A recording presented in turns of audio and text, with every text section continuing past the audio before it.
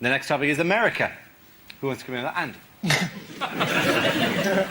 Well, their president is an idiot.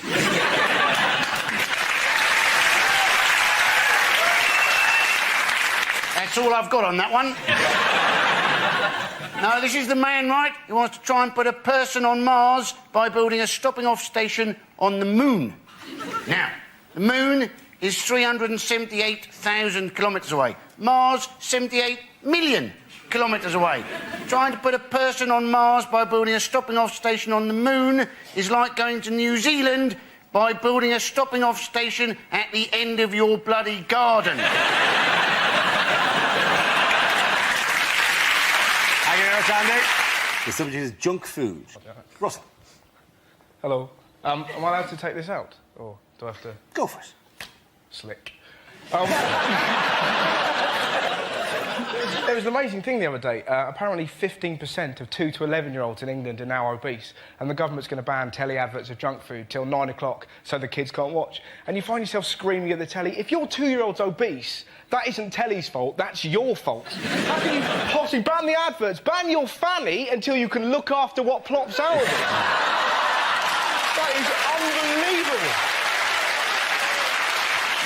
There's ways and means. My dad invented something, right, to make us eat our dinner. My sister would never eat it. She was like, no, it looks disgusting, Dad, no way to eat it, right? My dad invented something called the dinner witch. So, my sister was like, it looks disgusting. My dad would wink at me. I'd pop outside, ding-dong on the doorbell. My dad would then look into my sister's 8-year-old face and go, oh, Kerry, who could that be? During dinner time, with your plate still so full. And I suppose it could be the dinner witch. At which point, my sister would like, slick.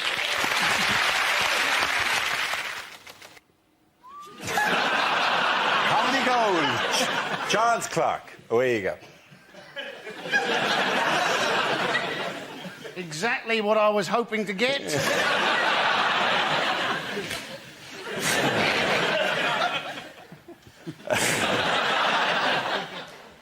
Charles Clark, a man who's just been having a go at Gordon Brown, also having a go in the last 6 weeks at Tony Blair. Of course, this was the idiot, ladies and gentlemen, who actually mucked up with the foreign prisoners and deportation.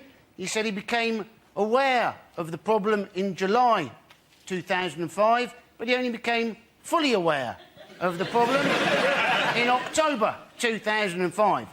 Now, I don't know about you, if you've got a problem, how long it might take you to go from being aware of the problem to being fully aware of the problem.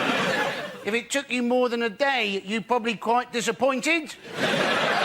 If it took you 4 months, you'd have thought he might have resigned straight away. Maybe that's why he's been having a go at Gordon Brown and Tony Blair over the last few weeks. He's only just become fully aware that he's been given the bloody sack.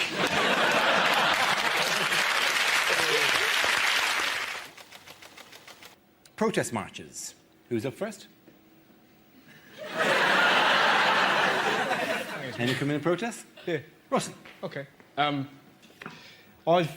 only protest march I went on the Countryside Alliance March. I'm not pro or anti-fox hunting. I just quite like watching posh people get beaten up. I know it's wrong, but if you can find me a more glorious noise than then I'll happily listen. Come on, it's going to be fun, isn't it? And it's just so much fun baiting right-wing people. What do you think about fox hunting? I tell you what I think. If we didn't chase the fox, the entire bloody country would be overpopulated by foxes. Is that what you want, some hideous land of the foxes? Me, unable to leave my house and fear a fox wandering up to me, stabbing me in the gizzards? Is that what you desire? Looking across my lawn to see fox upon fox, prowling along my paddock, flicking the V's at me, walking hand in hand with asylum seekers? Is that what you want? Very good, Russell. Well done, Russell Howard. It's transport. Away you go. Now, we have had bus lanes, we have had cycle lanes, we have a new initiative, combined bus and cycle lanes. What a crap idea that is. If there are two things that should never go together, it would be like having a path in the jungle for walkers and lions. You may also have seen that on our public transport system we now have an advertising campaign. Please ask, is this your bag, to stop unattended packages. Now, quite who you're supposed to ask, is this your bag too, if the package is genuinely unattended. But as I remember rightly, the problem with the London bombings was not with unattended packages. The problem was very much with packages which were fricking attended. You'll hardly like to go up to somebody wearing a rucksack and go, is this your bag? Well done, Andy Parsons. OK, the topic is air travel. Who wants to come in on that? I'll do that. Russell. My favourite story about air travel, there was a bloke a little while ago who got put in prison for 3 days because he refused to stop kissing his boyfriend on a plane flight to South Africa. How magic's that? You can't help but picture him dressed in tiny and latex, you know, surrounded by a sea of Burberry on an EasyJet flight. All right, lads, I'm going to make this tense for you. Ramon, let's do the bad thing. Do you want to stop doing that? I'm trying to read Nuts magazine. Whatever. Stop doing that. It's not natural. You're flying. Russell Howard, well done. The next topic is religion. Andy steps to the mic. Muslims do take their religion very seriously, I think at least in part because they have to pray 5 times a day. Anything you've got to do 5 times a day, you tend to take pretty seriously. We are all supposed to eat 5 fruit and veg every day. Now, we struggle to do that, don't we? Now imagine you had to eat those 5 fruit and veg at set times every day when some bloke up a tower started wailing fruit and veg at you.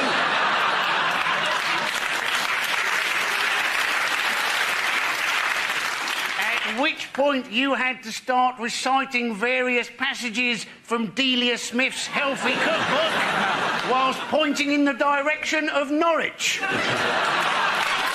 Very good, Andy Parsons. OK, the first subject is street protesters. Can I have a volunteer talk about that? I'll do that, Dara. Nation. So, I love street protesters, they're fantastic. The best I saw, there's a lovely old lady who, since the war in Iraq started, she stands outside the Bristol Hippodrome with a big sign that says, toot if you're anti-war. And if you drive past her and go, ha, she does this. Now, I'm not sure, I've made her leap many times. I don't know if I'm anti-war or really pro-pensioner leaping. You know, when you kind of go, why am I doing this? Ha, stop it! Nah, do it! They're everywhere, they're brilliant. There's a bloke that I saw the other day, you know, one of those religious godbotherers, it's fantastic, just with a loud hailer, just pointing at people running, you're going to hell, you're going to hell, you're going to hell. Everyone was freaked out, 2 goths delighted, that's a separate issue, but... He pointed at me and I was freaked out, and then he did something wonderful. He pointed at this really strutting black guy. I don't know why the fact that he's black made it cooler, but it really did, right? Pointed at it, went, you're going to hell. Without missing a beat, this bloke just went, no, mate, HMV. And he just sat there going, oh. Well done, Russell Howard. It's health. Away you go.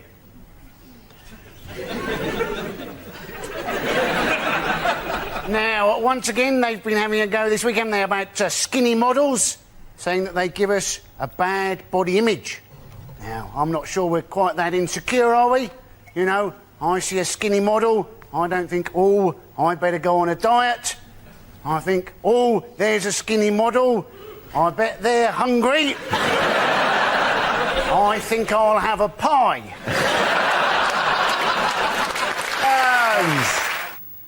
And it's childhood.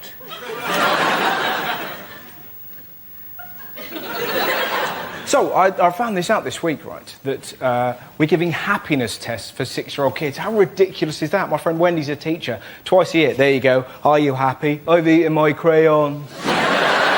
Which made me happy, so swings and roundabouts, really. Which I also like. It's just the most ridiculous idea. Some bloke writes, this is Maslow's hierarchy of needs. What makes you happy? You! Sneezing. You! I quite like tickling people. You! I like putting marbles up my brother's bum. Now, don't judge me. I did that once. I'm not showing off, but when you're 8 and your little brother's 6, the power you have is incredible. Can't put some marbles up your bum. Why? If we get enough in there, you turn into a wizard. Fill me up, fill me up. I will. Well done, Russell. The first topic is transport. Andy. Trains are overcrowded, but of course the train companies, they've got an answer for that, haven't they? What do they say? Well, they say, well, actually, overcrowding is quite a good safety measure because apparently during the Cannon Street rail crash, those passengers that were stood up like sardines, they were less badly injured than the ones who were sat down. Now, how can you justify something that's only any good in the event of a crash? And what are you supposed to do if your train isn't very crowded? Are you supposed to stand unnaturally close to people, going, I'm terribly sorry about this, but in the event of a crash, apparently you're my airbag? Well done, Andy Parsons. The next topic is education. Who wants to come in on that? Russell. I remember school being fun. I think my favourite moment ever in life, pretty much. There was a girl in our school called Lydia. She was trying to make her calculator work. She was repeatedly knocking it against a desk. And after about an hour, our teacher went, Lydia! How would you like if I banged you against the desk?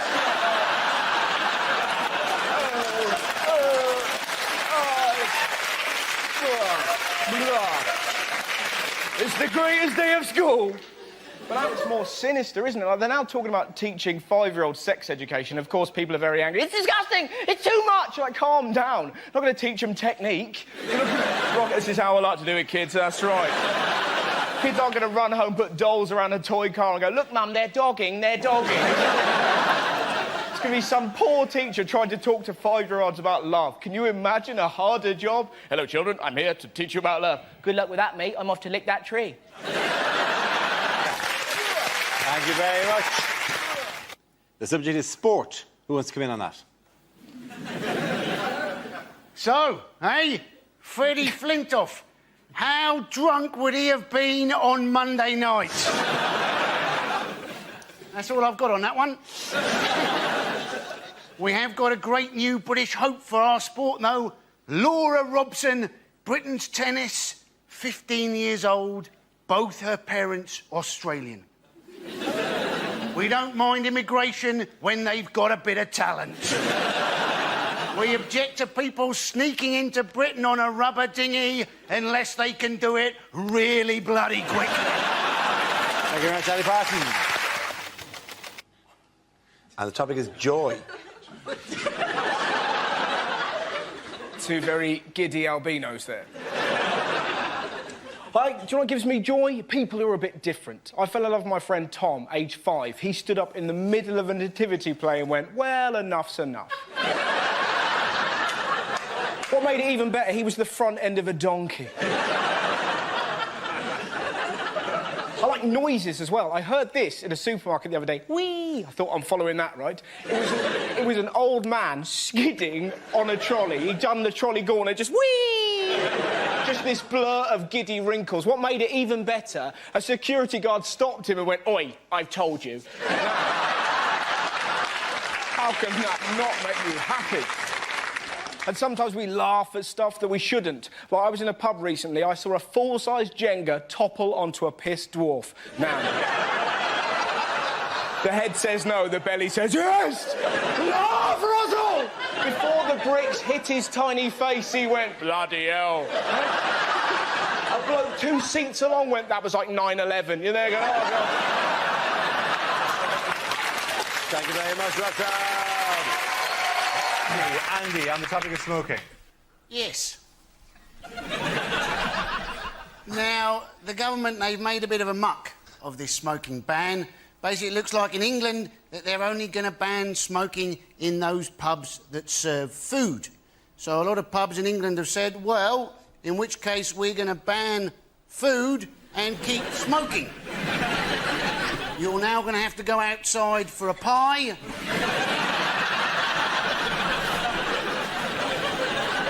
You're going to have occasional eaters nipping outside, trying to scrounge a spare lasagna. Of course, people are desperately trying to find up different ways of giving up smoking. You know, various things like acupuncture, of course, where people stick needles into people to make people feel better. As opposed, of course, to voodoo, where people stick needles into things that look like people, make people feel worse. Now, I was wondering, right, if you had a pair of identical twins and one of them had acupuncture, is the other one in a bit of trouble? And it's etiquette. I'm quite a socially awkward bloke. Oh, thanks for laughing at just that. I saw a girl on a train recently and she was eating a yoghurt, and for some reason my brain thought it would be a good idea to go, you know, that's very good for thrush. Like, she'd suddenly go, oh, sit down, stranger. I can't help it. I drift in. Like, I was at a museum the other day. Everyone said, don't take photos, and I was taking a photo. A 9-year-old girl arrives and goes, what are you doing? I'm taking a photo. She ran off. I'm off to tell the man. Now, the last thing you want to be doing is chasing a 9-year-old girl across a museum going, don't tell the man, don't tell the man. Added to the fact that when you catch her, you've got to go, I'll delete the photo. That doesn't look good. Thank you very much. Welcome. I would like to tell you, ladies and gentlemen, right, I don't wear any clothes in bed. That's all I've got on that one. The reason, of course, right, if anybody breaks in, I figure I'm a little more scary in the altogether than I would be if I was wearing my paisley pyjamas. Obviously, I'd be even scarier wearing a gimp mask. Going, I'm so glad you've broken in. I've been looking forward to this moment for many years. The subject is young people. Funky young people. You know, it's depressing being hit. I saw this the other day, it nearly killed me. It's a kid who was about 8 years old in a cafe with his mum. He went, here, Mum, doesn't matter how many of these you eat. He was eating a fun-sized Mars bar. Doesn't matter how many of these you eat, it never leads to fun. How depressing is that? It's not a happy meal. Life is suffering, Russell. Life is suffering. It shouldn't be like that when you're 8. When you're 8, you should be excited about the world. Can you remember the first time you saw a rainbow? Can you remember the giddy delirium in your mind? You're like, Dad, there's colours in the sky. I like the sky. I like colours. The two are combined. My mind is literally blown. I need answers, big man. I need answers. Well, that sun is called a rainbow. Oh, my God, it has a name. It has a name. This day can get no better. There's a pot of gold at the end of it.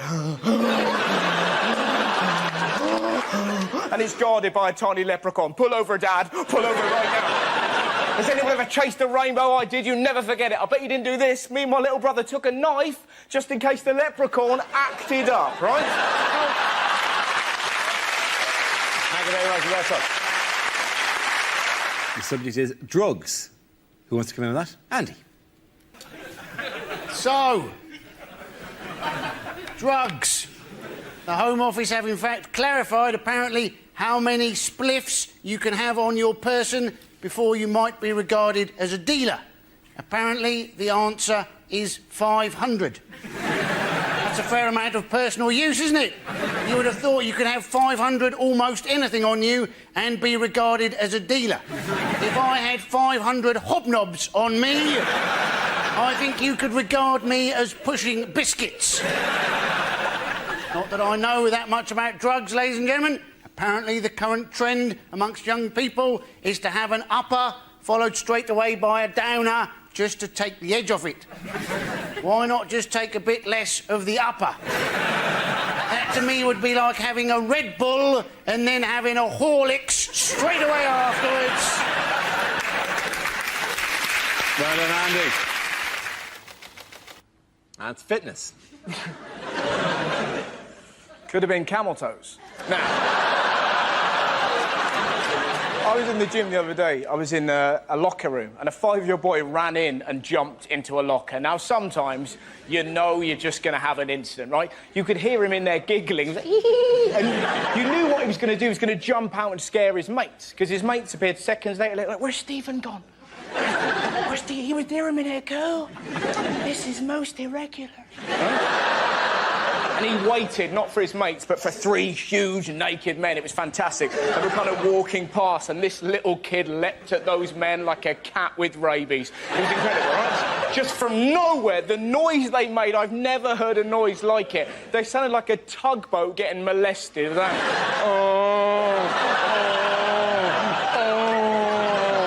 His long-suffering dad is in the showers, obviously heard this and went, "That'll be my bloody boy!" Ran back, confronted this glowing hellbeast and went, "Stephen, what have I told you about acting up in public?" And this little kid cut his dad down with one very simple sentence. "Dad, your willy's moving?" You're just there going, oh, the world is a better place. Thank you very much, Russell. It's education. I am a little disappointed. I was hoping to get England as a topic. But yes, education. You may have seen that, in fact, our kids are now going to get taught atheism in the classroom. You would have thought that should be a fairly short lesson, wouldn't you? Hello, come in. There is no God. Same time next week.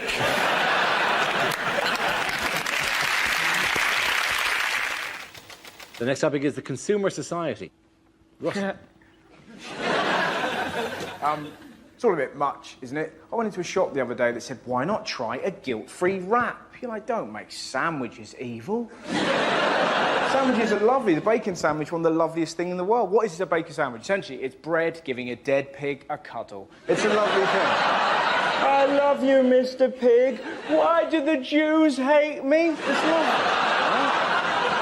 I was really down about it, and then I saw this wonderful thing that I think could only happen in the West Country. The bloke behind the counter in this shop yawned. The bloke in front of him, who did not know him, popped his finger in his mouth and went, "Ooh, yawn rape," and I nearly died. I had never seen a yawn rape. And now you've learned about it, you can't not do it. You'll be on a bus, you'll see an old yawn rape, you can't help it. Did the bloke behind the counter headbutt him? No, he didn't. The bloke behind the counter giggled and went, "It's a good job I didn't fart, wasn't it?" And you're sat there going, well, the world is a better place. Thank you very much, Russell.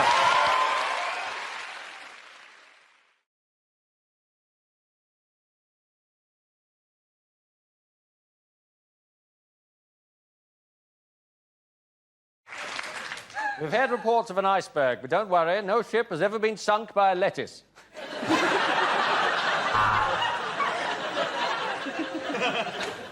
Hello and welcome to Ryanair Cruises. The following safety announcement is incredibly vital if you want to stay alive. And if you'd like to hear that, that'll be an extra £5.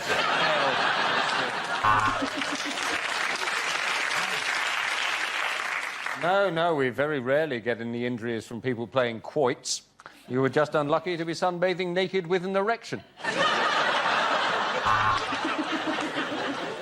Oh, yeah, we were on this last year when it sunk. If you look to your left, there's a man eating squid. After that, he's having chips. I would like to apologise for the rocking of this boat, but we are currently being humped by a whale. Hey, thanks for coming to the show. I've got to be honest, it's been a while since I've sung this one. Do you want to be in my gang, my gang? Welcome to Rita's Erotic Ping Pong Bingo. Two fat ladies, 82. Oh, the threes, 33. Oh, some hobnobs. For those of you gathering on the car deck, I said we would soon be docking, not dogging. I'm looking for a really old husband with money. How's your heart? Yeah, I'm there. I'm in the cabin next to yours. Could you be a bit noisy when you're having sex? There appears to have been an incident in the swimming pool. If a Mr. Barrymore could contact the captain. Okay, give that round. points go to Chris, Hugh and Sarah.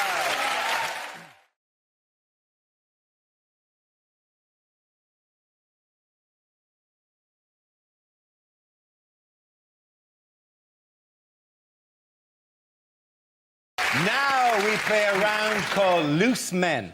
This game involves Andy, Rod, Tom and Russell. So if you could make your way to the performance area, please. This is where we test our performers' stand-up skills. We spin our news generator, it settles on a topic, and anyone can volunteer jokes about the chosen subject.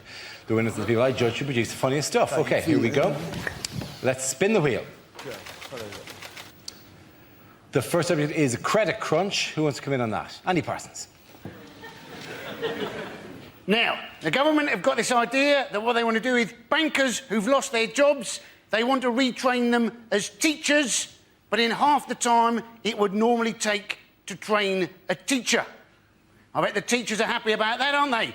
Hey, these people were crap at banking. The chances are they're also going to be crap at teaching, and they'll be even crapper if they're trying to train them in half the time it would normally take. Yeah, these people, right, surely it'd be better to retrain them as bankers. That is what they were crap Well done, Andy Parsons. OK, let's spin the wheel again. The subject is eating out. Who wants to talk about that? Rod. I ate out the other day. That's what I went to Cardiff Bay. It's all changed, you know. They've done it all up, and it's all European development money. And some of the places now have got tables outside. It's al fresco dining in Wales. Just taking the piss. I think I tried to have a Twixt on a bus stop a few years ago down there. It was too wet to eat. So everyone's pretending it's Madrid down there. You know, your soup bowl's filling up faster than you can eat it. I didn't get past my starters after 7 hours of soup and rainwater I gave up. Everyone's pretending it's Madrid, don't you? Your soup bowl's filling up. There's waiters with frosted eyebrows fighting their way to the tables going, spaghetti carbonara, spaghetti carbonara. I'll get another one, I'll get another one. Rockabar. That leaves us with Tom and Russell. Let's spin the wheel. The next subject is extreme sports. Who wants to come in on that? No, why not? I went skydiving. I don't know if anybody here has ever gone skydiving, but if you haven't gone, I'll tell you what they do. They give you a couple lessons, then they bring you up into the plane, and you're not allowed to jump out of the plane on your own because it's too scary. So what they do is they hang you off the wing of the plane, which isn't scary at all. And the guy inside, he yells, "Let go!" 3 times. Then he gets mad. Starts kicking your hands. 'Cause I'm not letting go.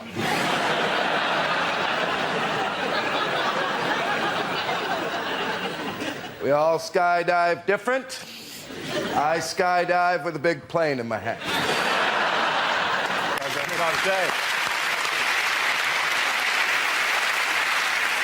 OK, Russell, let's see what you've been left with. Let's spin the wheel. Topic is families. Well, families are quite peculiar. Mine are wonderful. I went to Brighton the other day, and my uncle was like, "Watch out, it's full of gays, and they'll get you. They'll get me. They're gays, they're not ninjas. Not gonna..." I'm so glad that I was raised by lunatics. I remember one of the weirdest stories I had happen to me when I was little. I was 8 years old. I was in Lanzarote. I just put some rubbish in a bin. I came around a corner and I was confronted by 2 werewolves, right? Turned out it wasn't werewolves, it was my mum and dad. Ah, ha, ha, isn't it hilarious? Not really, I've shat myself, right? But I've only recently found out they did not buy the wolf masks in Lanzarote. They bought them in England, which is beautiful and chilling at the same time. Look what I've got, David. Couple of wolf masks. You know, you don't like wolves, don't you? Captain Shitterbrick next door. Well, let's put him on now, scare him. Can I hold you just there, David? Can I wait until we're in a foreign country, get him really out of his comfort zone, and then properly shit him out? Liz. Well done, Russell. Point it in and go to Rod and Tom.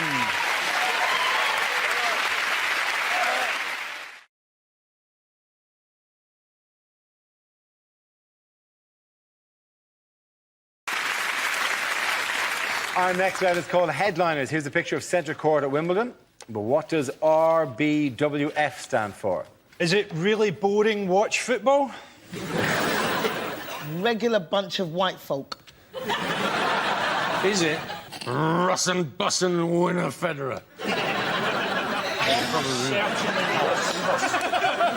Russin' winning Federer. What's that then? What is that? Is that like I think that's from Scooby-Doo or something. As Captain Caveman commentating on...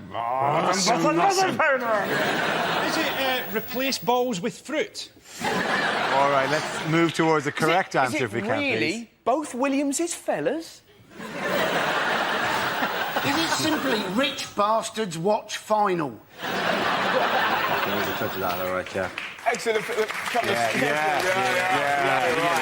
More tennis for the people. For those, is it record-breaking Wimbledon final? It is record-breaking Wimbledon final. Thank you very much. Y'all watch this? We excited? Do you know the most amazing thing about the final? Tim Henman commentating on the final. What does he know about it? To be honest, none of us were interested. As soon as Murray got knocked out, we weren't bothered. And it was hilarious how fickle we were. We were like, come on, Andy, do it for Britain. Game, set, match, Roddick. You Scottish bastard! Straight away. Andy Murray, I think, is, like we've got to admit, he's a brilliant British number one. Yes. We're not taking anything away from him. But let's not forget, the British number two is actually Adrian Chiles. And the number three is just the concept of disappointment. For many years, there wasn't a British number one. It just started at two. Did you see the other British guys that got knocked out in the first round? Some of those guys turned up with snooker cues. I mean, you're right, Frankie, because I, in fact, had 2 weeks at the David Lloyd Tennis Centre, and I'm now Britain's number 6. It's not just Britain that's bad, though. What happened to the lesbians? They used to dominate Wimbledon. Where are they now? Yeah. Well, I really miss that smell of pipe smoke in the ladies' locker room. What I like about Andy Murray, right, is he's like beyond Scottish. He's like almost translucent. He's like a living porridge. Sometimes the sun would strike him in a certain way and he'd cast a rainbow against the scoreboards. No wonder people couldn't beat him. They couldn't see him. It must have been like playing Predator or something. If you watch Wimbledon, I loved it. It was really great because the cameramen this year were proper perverts. Yeah. Every time a point was played, they're like, right, let's have a look. She will do. Did you see there was one clip where this girl with massive tatty bojangles was literally jumping up and down? Yeah, I saw that. In slow motion going... And McEnroe actually said, God damn. Yeah. And it was literally the highlight. Not to be honest, Mike, I watched that in high def, and in 1080, that was phenomenal. They always cut to the beautiful wife or girlfriend in the box. They always do that. Now, looking back, I'd really tried at tennis and got to this level, and then I'd have gone out with the fattest pig I could have found and sat her up there until they said, oh, Skinner playing really well, and there's his, oh, my God. Looks like he's given her a few backhanders. We've been out to see at Batty Bojangles, or what are they called? What's Tatty Bojangles? But the thing is... The best thing about... You don't use that during love play, I hope. I'm talking about my girlfriend. It sounds like an imaginary friend a child would have who behaves inappropriately. Oh, dear, Mr. Tatty Bojangles is here again. I'll never be able to get to sleep tonight. Who spilled the milk on the floor? Tatty Bojangles.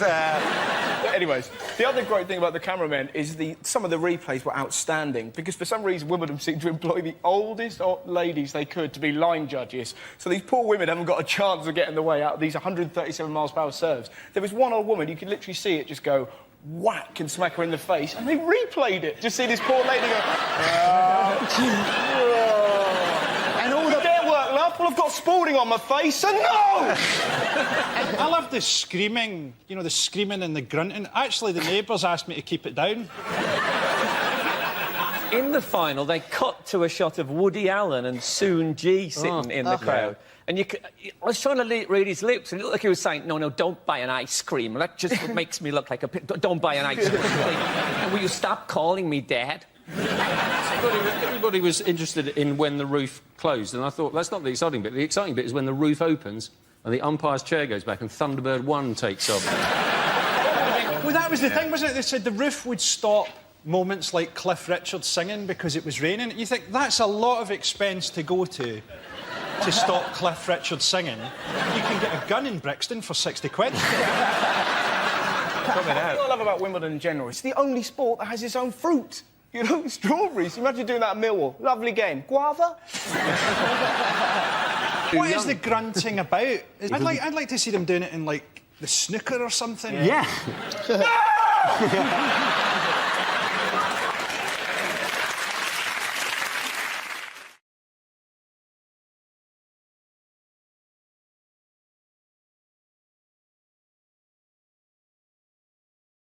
We start with a round called If This Is the Answer, What Is the Question? On the board are 6 categories. Ivo, which category would you like?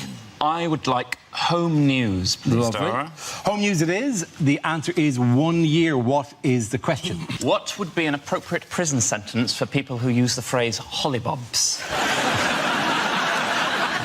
Not the answer, but I'll take it. Is it how long the BBC have left now they've lost Bake Off?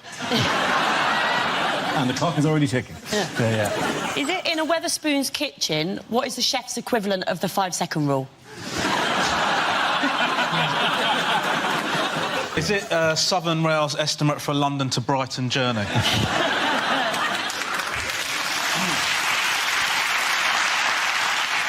Do people kiss goodbye to their children at a Southern Rail station and go, you look after your mum? How long does it take to earn 100 quid if you work at Sports Direct? How long does it take a YouTube clip to buffer at my parents' house? Is it... How long would Charles Manson have gotten in prison if he'd been a promising swimmer? Yeah. Bit of truth. Bit of politics there. How long does Jeremy Hunt want junior doctors to work per week?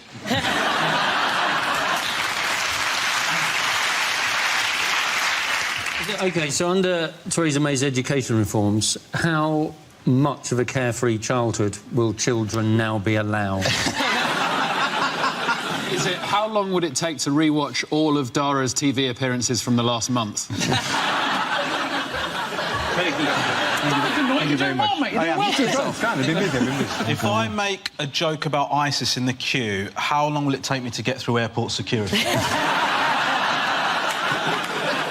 OK, is that the correct answer? I think. How long has Jeremy Corbyn been leader of the Labour Party? It is indeed. Thank you very much, you guys. Well done.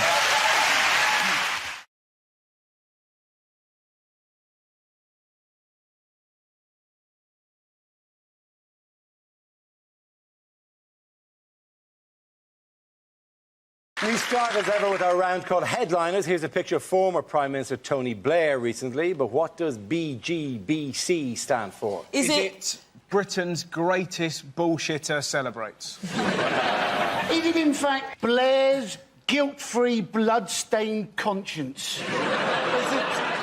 That was a lovely answer. Is he just suggesting what he thinks the next stage in the world should be, the next thing that should happen? Is it bomb Germany, bomb China? Is it? That would have been an amazing turn in the inquiry. If you just randomly picked countries and went, yeah, if I was still in power, oh, yeah, you'd be gone. Hey, gang, is it Blair? Great Britain's catastrophe. Oh, I'll go there. Is it just a description of him? Is it like balder, greyer, besotted by cash?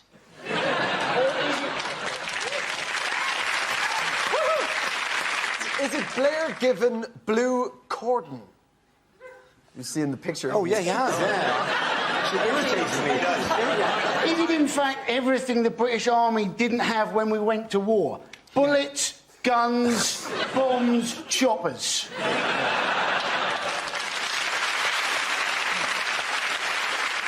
Is it Bush's grinning bum chum? Would somebody give me the answer? Blair grilled by Chilcot. Very good, well done, Andy.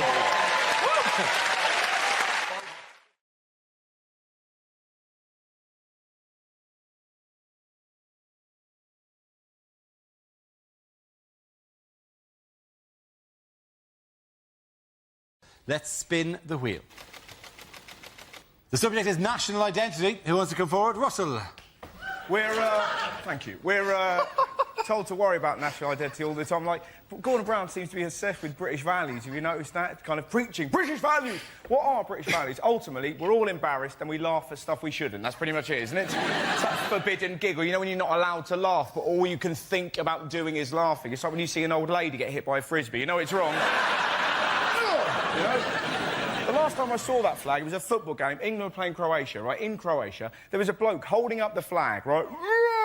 Into which he'd sewn the words, "Go home, asylum seekers!" And you're like, how middle-class a hooligan are you? You're into bigotry and embroidery. Good man, well done, Russell. OK, let's spin the wheel again. The subject is transport. Who wants to come in on that? Rod. May I? See, I don't know about you, the viewing public and the audience here in the studio, but I'm pretty paranoid on trains, are you? No, you're not as paranoid as I am. I just get paranoid. They make you paranoid, I think. It's all these announcements and signs. You know, if you see anything unusual, report it immediately. I was on a train last Wednesday and saw a Hare Krishna eating a bounty. I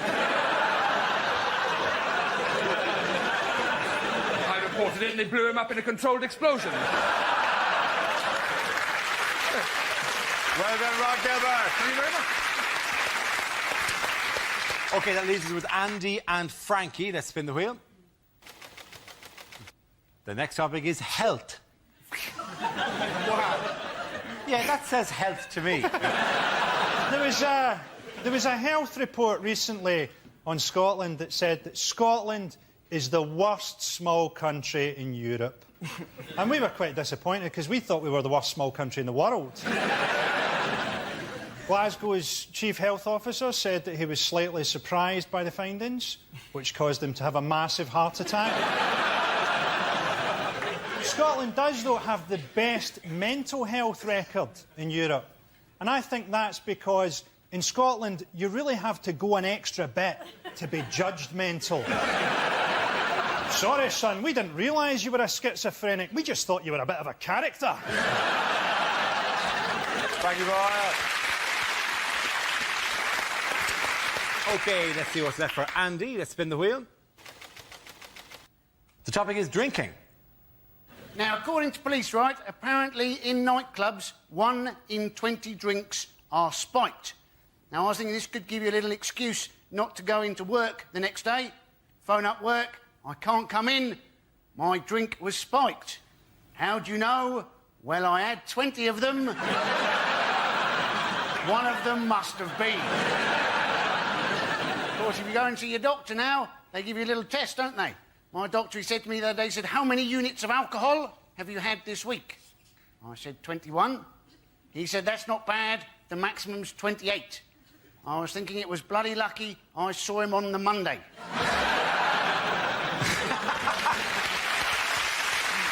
At the end of that round, I'm giving the points to Andy and Russell. Come on back.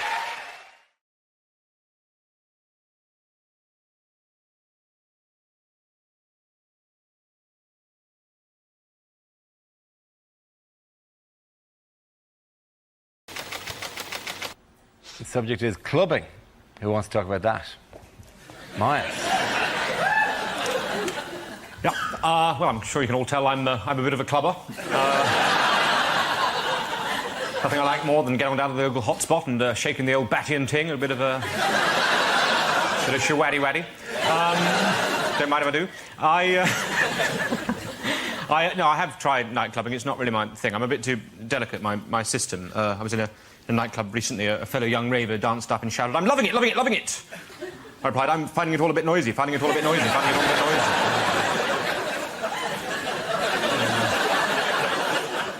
People jump around like crazy in those places. At one point, my cup and saucer was knocked clean out of my hand.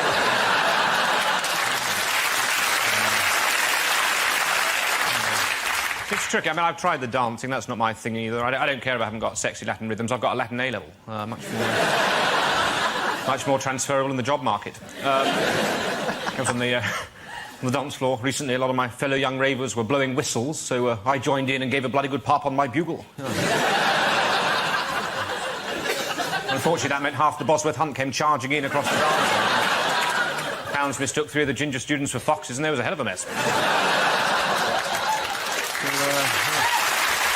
you very much, Master. OK, that leaves us with Jack. Let's see what you've been left with. Let's spin the wheel. And the topic is health. I know what you're thinking. Yeah, that is my gun. So, we are in the midst of an obesity epidemic, and the people I blame, definitely, are the supermarkets, because I don't think they're doing enough, right? Like, you go into any supermarket now, you buy food. If you care about what you put into your body, you look at the nutritional information, you know, the little wheel of guilt that every packet has on it now. That lures you in, doesn't it? Like, you buy something, like ice cream. It's like, this ice cream only contains 5% of your daily intake of calories. You're like, oh, that's very promising. I'll buy and eat the ice cream then. Then you look a little bit closer, above the little wheel of guilt, tiny white writing, 1/8 of a tub. Oh, you cheeky bastard. You're not allowed to do that. Put on the packet whatever makes it sound good to sell the product, then make up a ludicrously unrealistic portion size, so I buy it like a twat. That's like Greg's game, this sausage roll only contains 2% of your daily intake of calories, if you lick it. It needs to do more.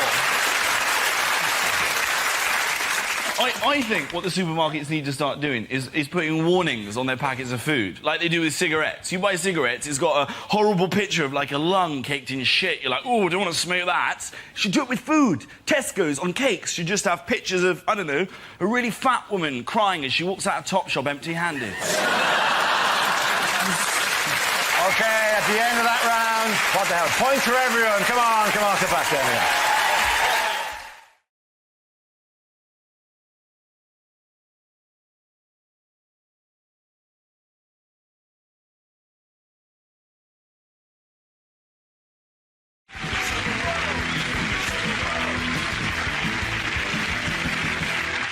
I've got a present for you that hasn't been wrapped. That's all right. I'm really sorry. It is socks. I know that's boring, but they're not ordinary socks. They're DVT socks. Because I'm very worried about how little you move around, and I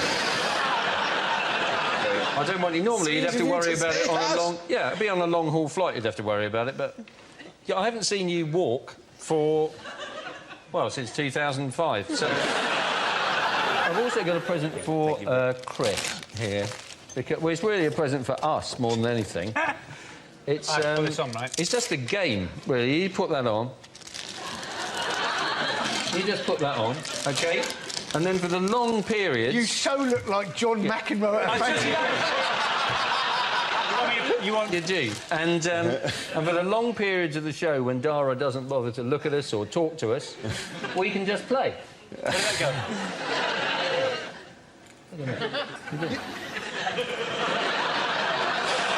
This looks like Christmas ever. It looks like a Dire Straits video gone wrong.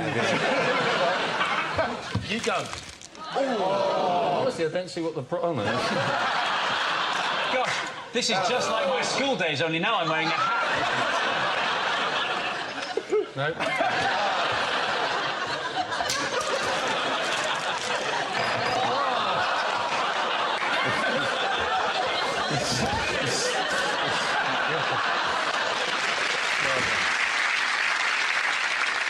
Why was a Preston to London megabus stopped by the police on the motorway this week? Just the usual reasons. Yeah.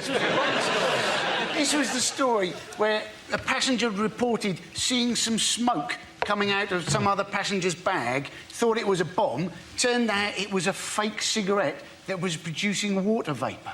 Now, let's face it, if you've been pulled over, loads of police have arrived, you've got guns in your face, you're being accused of being a terrorist.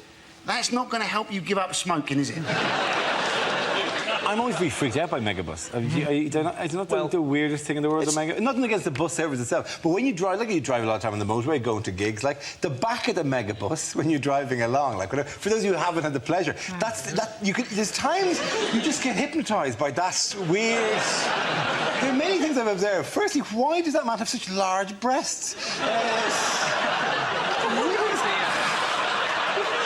Hours staring at that man's breasts going, that is to say, what kind of... Where can you go for £1? I thought you'd have to contact Megabus.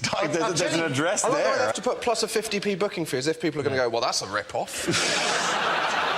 I walked in here with this in my hand, expecting to be transported to a faraway land. Then I find you want more money off you? Screw you, megabus man. And a big yellow man with enormous bazongas looks disappointed behind the counter. Oh.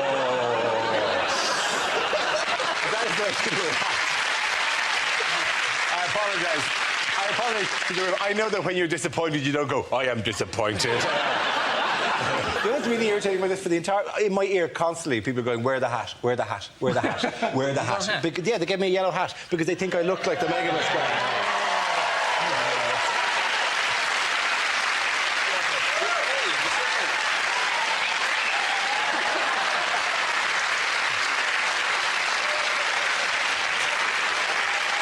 That means that man looks like a penis sausage. They should call it penissausage.com. Oh, something else is already called. You're just bringing this up to try and make everybody forget that you look like a penis sausage. That's exactly what's going on here. You just look like a penis sausage in a yellow hat. Oh, no!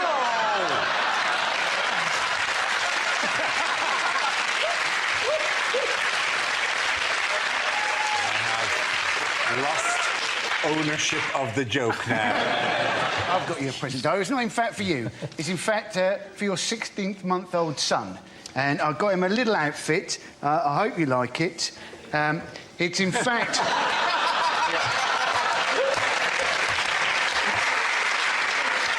It's a toddler megabus man outfit. So he can dress up like his dad. So...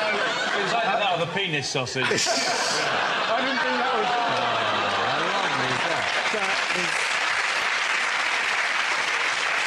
You know, what creepy, weird kids' shop did you go to get this tiny little...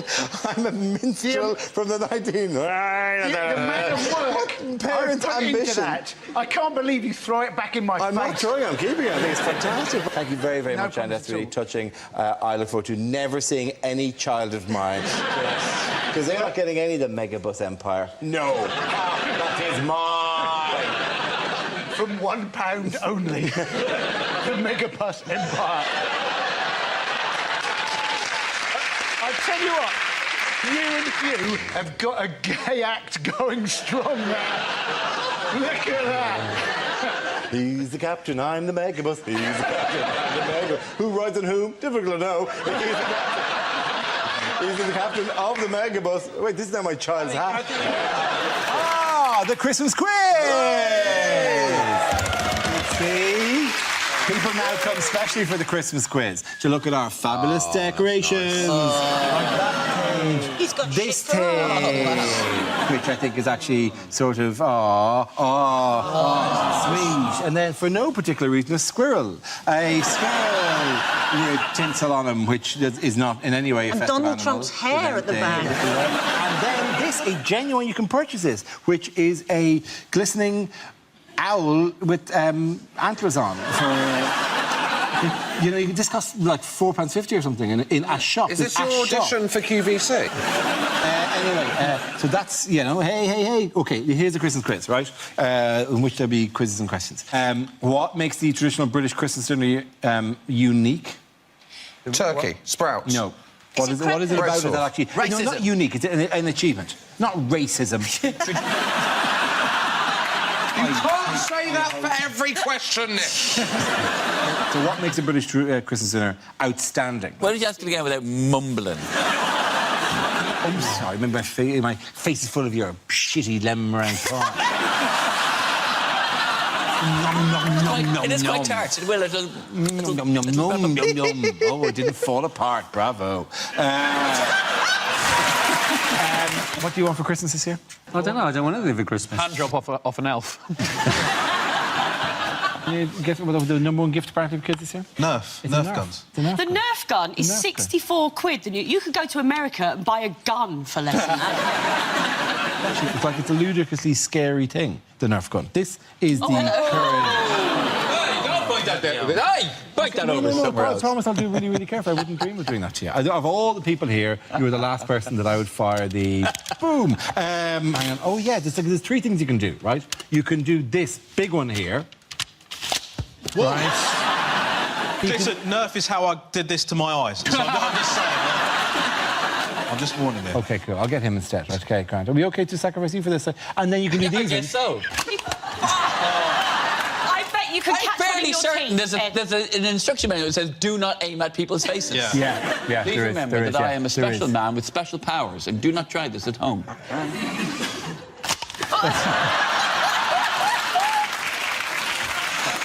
How far will it get? How far do you think it'll get? I don't know, but if he hits any of you, sue the shit out of you. All that money they're saving on Bake Off now can go to you. Can you get to the back? I mean, because this is... I feel it can be unnecessarily powerful, this thing. Yeah. Right, OK, so let's decide Yes, the back. I certainly feel that. Yeah. Whoa! Oh, now. Good catch. Well done. Respect. That is, I'm estimating 7 gardens away. So you asked, what do you want for Christmas? So you could then shoot us. What unusual present might people be giving this Christmas? Oh. Dead seagull?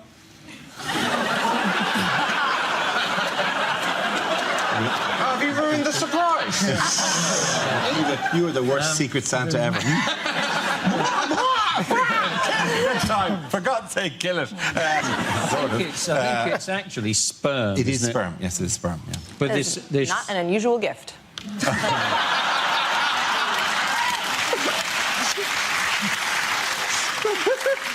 Horrific return policy.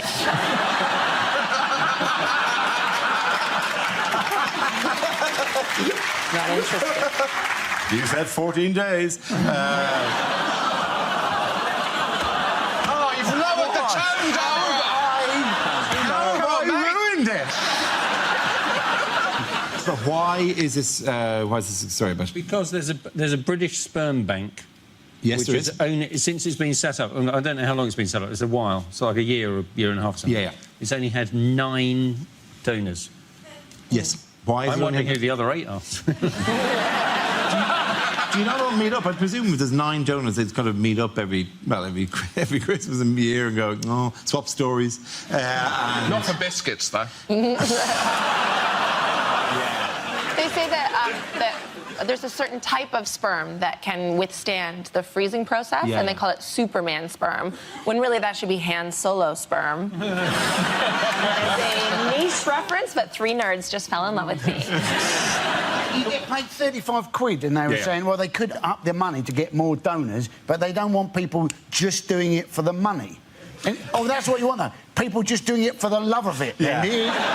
I want to give something back to this game, you know what I mean? Like my dad was a sperm donor, my granddad was a sperm donor. A long line of sperm donors. Yeah. Is it 35 quid for the whole lot, or 35 quid per sperm? No. Because I could be maybe 160 quid. There could be somebody watching this as a Christmas special who'd forgotten to give somebody a present and thought, brilliant! No! I'm going to knock that up in a couple of days. It's difficult at Christmas because you're using the turkey baster already, aren't you? Yeah. Yes, it's Christmas time, and we hope you're all enjoying the season at home as much as we are here in October. But now, in the past, people have said we don't try harder to be festive on this show, so this year we're going an extra mile. We decided to buy each other Christmas presents, so let's see what everyone got. For Chris, I'm just going to go to you first. OK. Well, my first present is for Hugh. I've bought everybody a bit of headgear. That's for Hugh. First. So we're going to put it on? Yeah, you got to put it on, yeah. That'd be nice, you know. It's Christmas Day, you've got to do that, haven't you? Because Hugh is our captain, Dara. The middle section denotes captaincy. He's the captain of the team. No captain of the team. No seniority, no points. I'm also going to be in Fantasy... What's it called? He looks more like being a remake of The Village People at the moment. For Andy, I got a... I know what it's like going out in public and people hassling you and stuff. I bought Andy... my present. I like your present, yeah. I bought Andy a disguise so that he can disguise himself so nobody will know it's Andy. Nobody will be able to tell it's him. For Dara, I just got a lovely hat for him to wear. It's a lovely hat. It's a normal-sized hat for a normal-sized head. Completely normal-sized hat.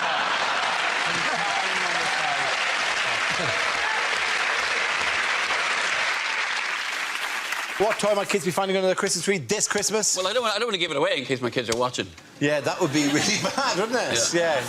This is the current trailer. Let me see if I get that lined up so we get it exactly right. This is Freddy. Freddy is a programmable bear that you can get at Christmas. And Just like a real bear. It's programmable. Yeah.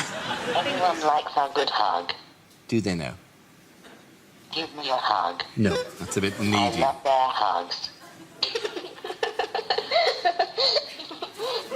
Isn't that the creepiest, weirdest? Laughs with a different voice to the voice it talks with. But the bit that's really strange is... Brought to you by the people who brought you the Blair Witch Project.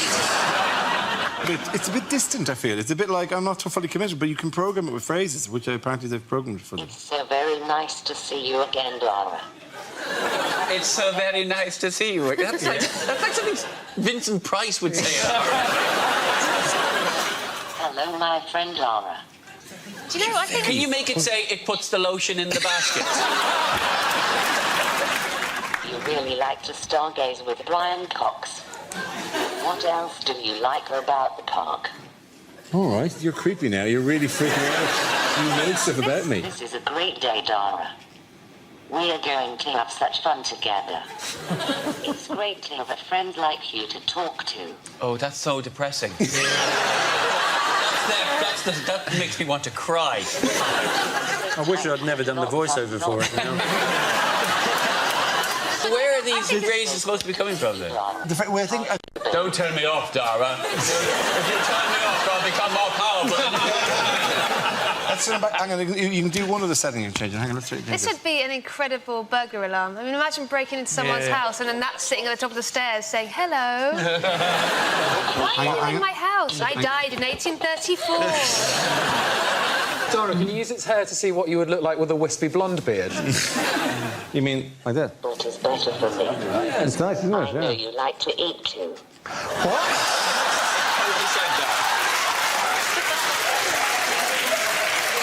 I totally said I would like to eat you. Totally did say I would like to eat you. I am really freaked out with the bear now. Cider is one of my favourites too. Cider is one of my favourite drinks. Friends together. No, we're not having a pint of cider together. You threatened to eat me a second ago. Like cider. You like cider? It's that drunk conversation again. But he still laughs like a Japanese schoolgirl.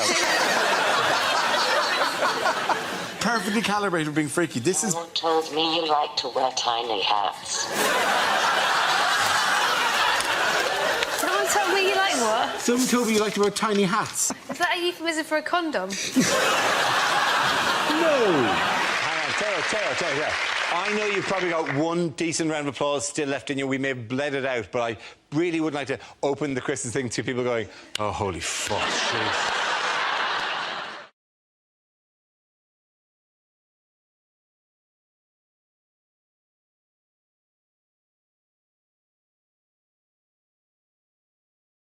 Can we move on to the actual meeting itself, the Conservative Party conference? How has that gone? How have the Conservatives, in the light of all these scandals, won back the hearts and minds of the British public? Cameron wants to bring back the idea that you'll have your own doctor again. They want to extend GP hours and also have you don't just see annual GP, you'll have your own GP, which I like the idea of, because my surgery, you don't know which one you're going to see.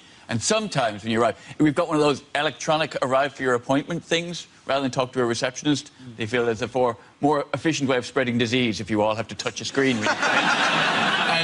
and sometimes it'll say you're going to see this doctor or that doctor, but sometimes it doesn't know. And one time I've gone in, and it's actually gone, you are seeing Dr. Unknown. My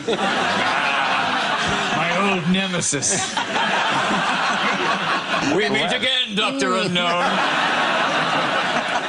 People are worried about kind of immigration and employment. People are defecting to UKIP. And so to counter that, there's amazing policy, which is that if a parent or something dies and he leaves a pension, they're going to reduce the tax that you have to pay after death. You kind of think, what is that exciting in any sense? Yes. No. To rich people, that is enormously exciting. I don't understand it. What about zombies? OK. Zombies is a legal grey area.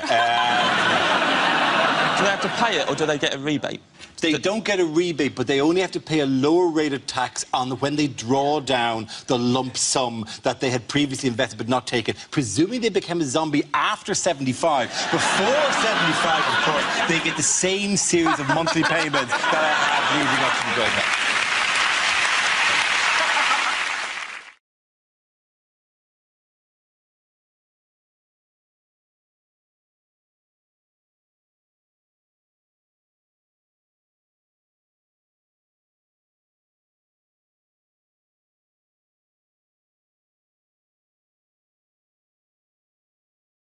The next round is called If This Is the Answer, What is the Question? On the board are 6 categories. Angela, which category would you like? I'd like home news, please, Dara. Home news. Ah, blessed break from sport. The answer is 56 years. What is the question? Is it how long does it currently take to get a UK passport? Is it what the minimum prison sentence should be for anybody that takes their shirt off in the summer? I find it unacceptable. I remember, like, when it used to be hot days, my dad would open up the curtains first thing in the morning and say, the white people are going to get naked today.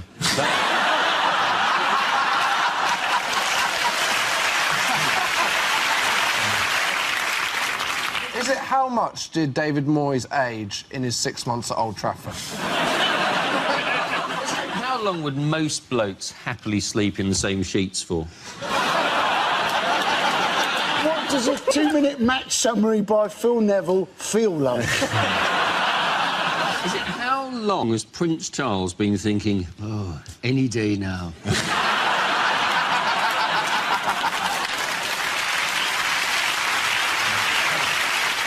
Is it how long could I hold a poo in if I shared a flat with Oscar Pistorius?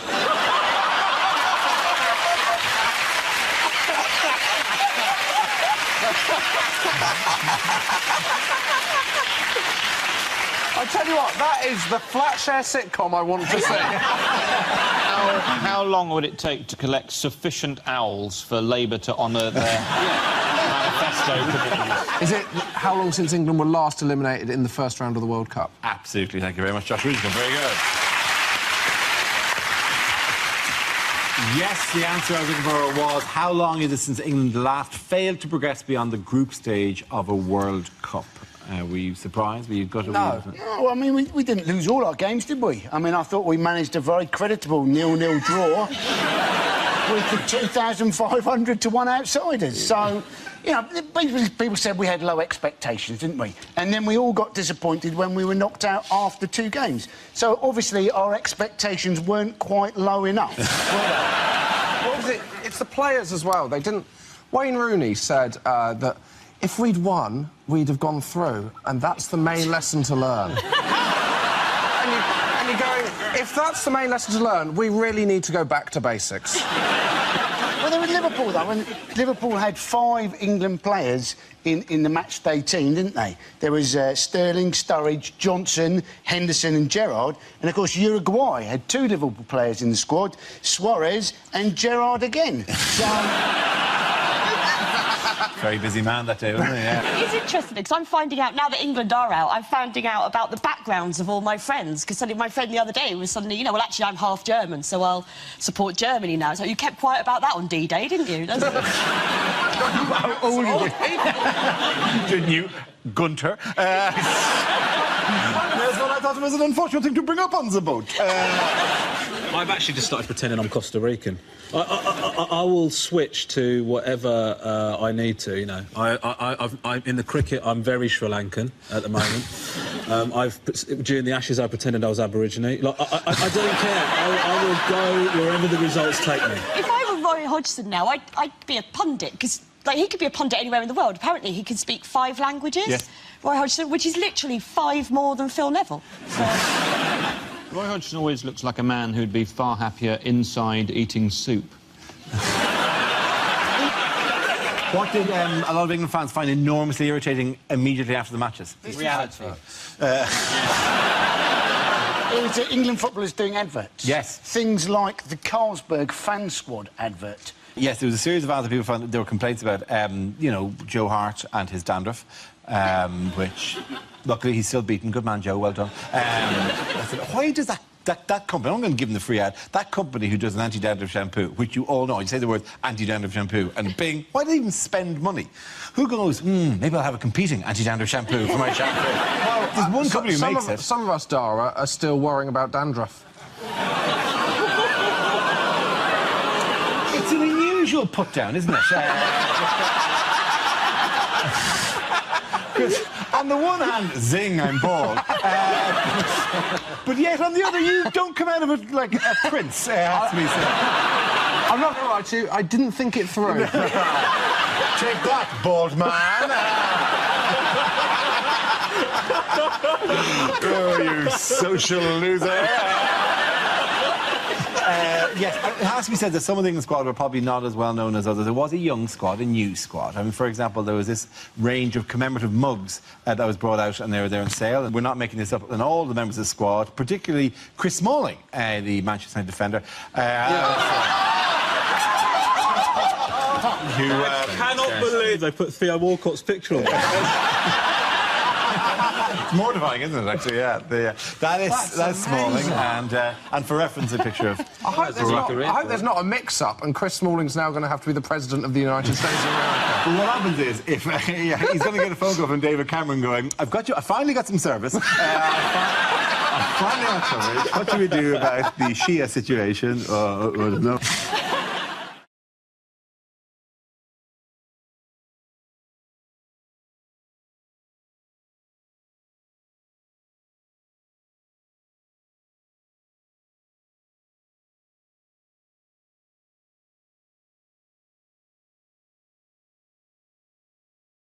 The next topic is lines you wouldn't read in a romantic novel. The dark stranger emerged from the sea, his wet shirt clinging against his muscular torso. Soon, she held him and said the words she'd been dying to say for ages. I'm UK Border Patrol and you're under arrest.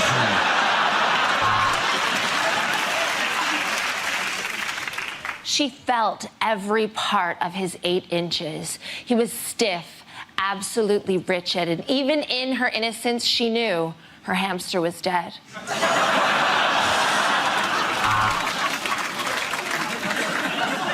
He felt a swelling down there. Shouldn't have tried to bang a beehive.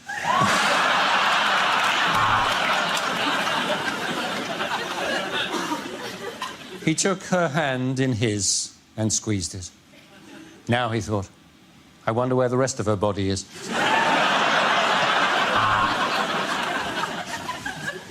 I want to role play. I'll be a prince from a mythical land, and you be your sister.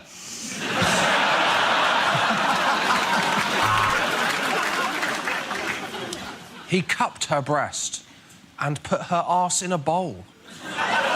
She was into really weird shit. You could make love, she said. Or vole, he replied, looking up from their game of Scrabble.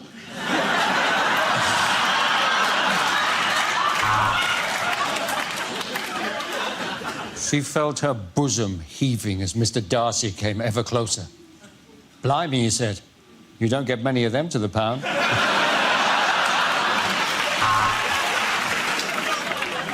He grabbed her hand, he held it tightly, and they skipped off through the fields of daffodils.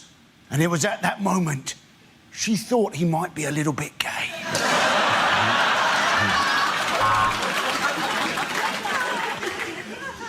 He looked at the tattoo of Chinese writing on her back. He didn't know what it meant, but he did know she'd put out on a first date. Jeremy Corbyn, you've got me blindfolded. What are you going to do now? Nothing. I just wanted to highlight the injustice of inmates detained at Camp X-Ray without a fair trial.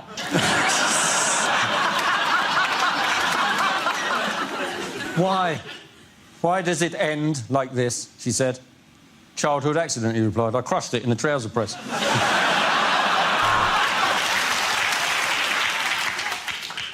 The debutantes paraded in the ballroom in front of the rich landowners, and the Master of Ceremonies proudly proclaimed, "Let the Darcys fondle the arses."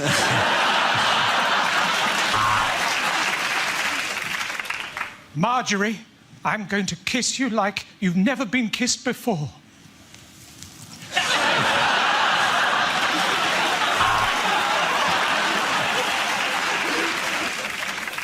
Of course I've seen a black penis before, she said. Just never attached to a white man. At the end of that round, the point is going to Ed, Catherine and Andy.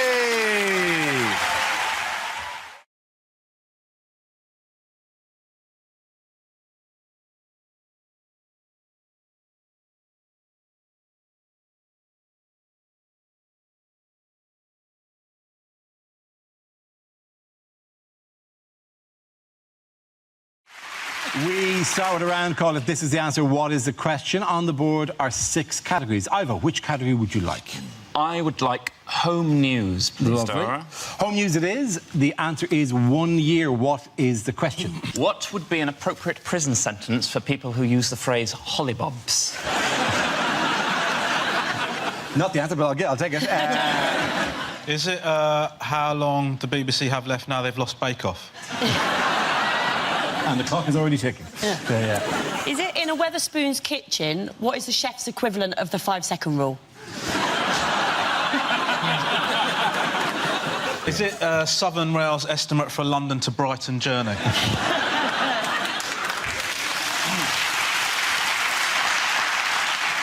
Do people kiss goodbye to their children at a Southern Rail station and go, you look after your mum? Is it, how long does it take to earn £100 if you work at Sports Direct? How long does it take a YouTube clip to buffer at my parents' house? Is it... How long would Charles Manson have gotten in prison if he'd been a promising swimmer? Yeah. Bit of truth. Bit of politics there. How long does Jeremy Hunt want junior doctors to work per week?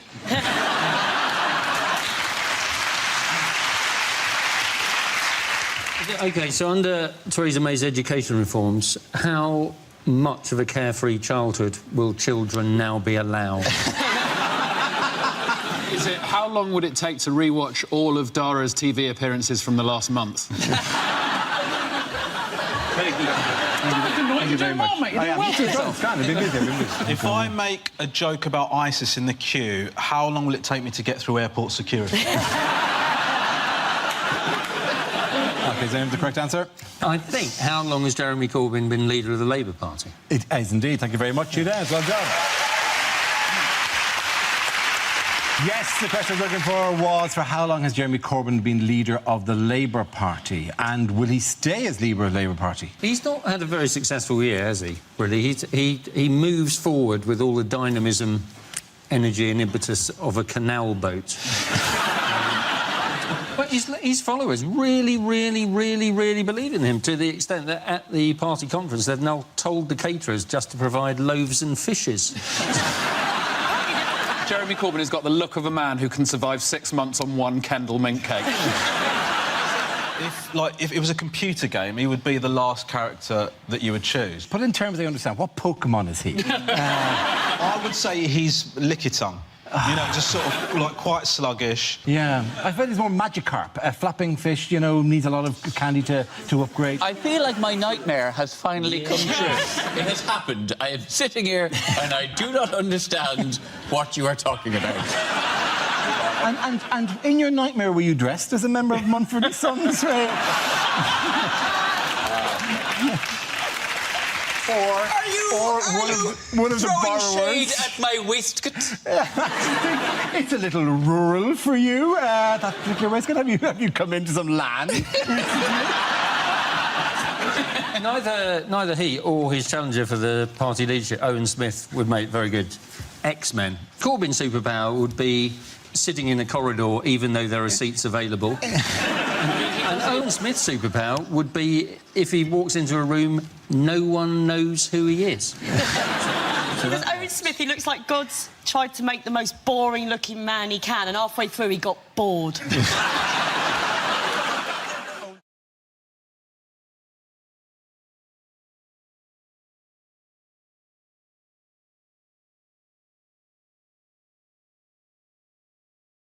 Commercials that never made it to air. Fungal foot problem. Have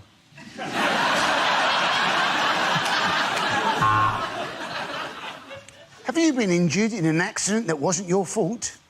Of course you have, because that is the definition of an accident.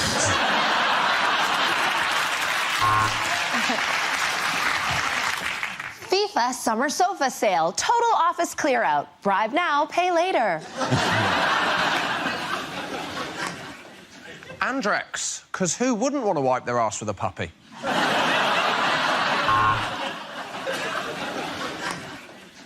Carlsberg don't do your girlfriend, but I have.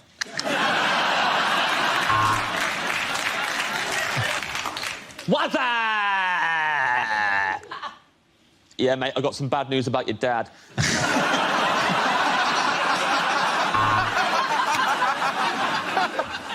Why pay more for ratchet, trifling-ass pilots when you can get to where you're going on EasyJet? A basic bitch will get you there. We call it a Happy Meal. The cow we killed wasn't too chuffed, though.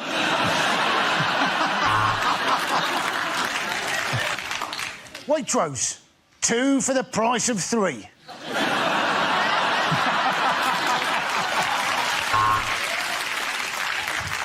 We had debts all over the place, but Wonga took all those debts and put them in one simple loan. They also took our house.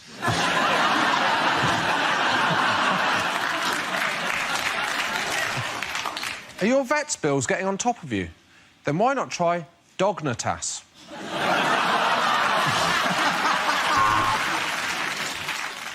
Want to save money on biscuits? Easy. Give blood.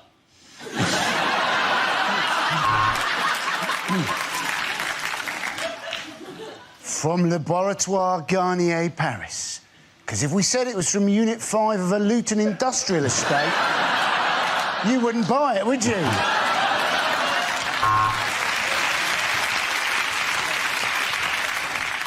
Struggling to sleep? Why not try 10 cans of Stella?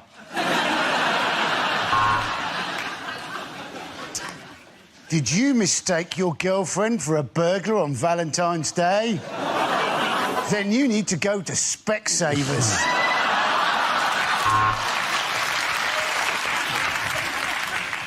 I can't breathe! I can't breathe! The Lynx effect.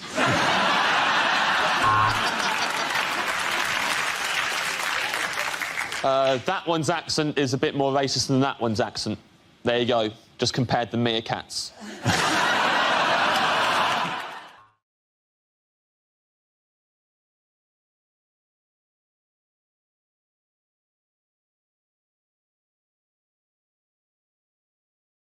Here's a picture of Shadow Chancellor Ed Balls, but can anyone give me a phrase to sum this up?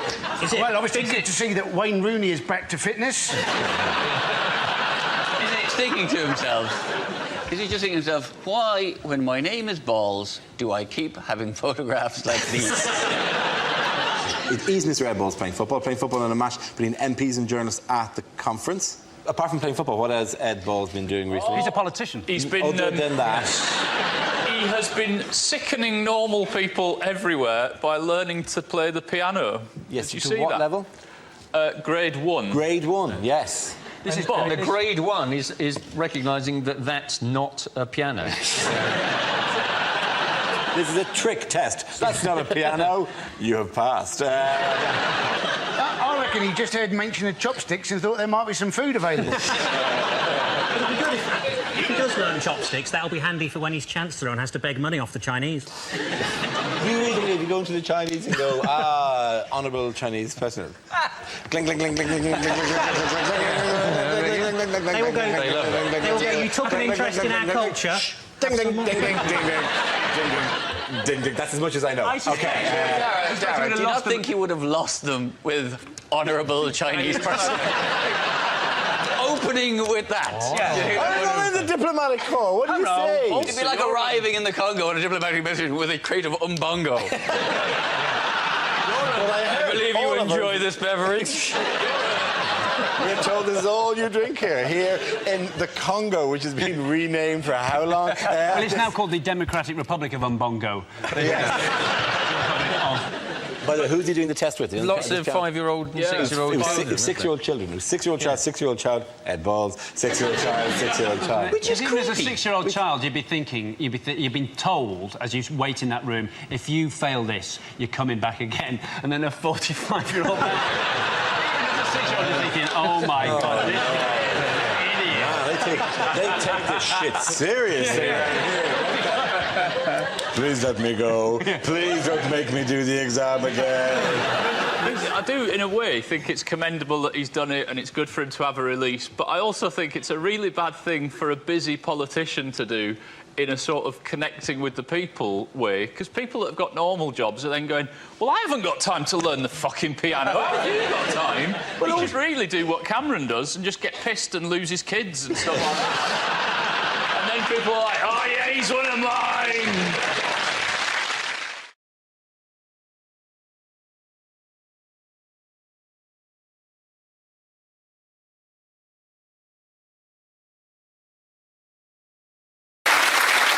Why are retro gadgets like this suddenly all the rage? This apparently is very popular now. That's a camera read. Yes. Are you genuinely? Have you never seen these? Yeah, I've seen them before. I was doing a joke. It's a comedy show. Heavens for that. Let's have your shocked face. And it's good, isn't it? Wait. Yeah, see, this is why we stopped using this shit. Off, on. Yeah. Well, you've got to put the eyes on it. There we go. Now we wait an hour. So why is this apparently now? Well, apparently all these retro gadgets are coming back. People want to... But I think it's just the government telling us that to prepare us for after Brexit, where we go back to dial-up internet and leeches for medicine. Absolutely. Yeah. Do you remember all the good old days where you'd have, like, pineapple on the shelves of your supermarkets and things like that? This is how they used to film Mock the Week. Series of these, photos, and then they'd and Frankie would scowl in a few of them.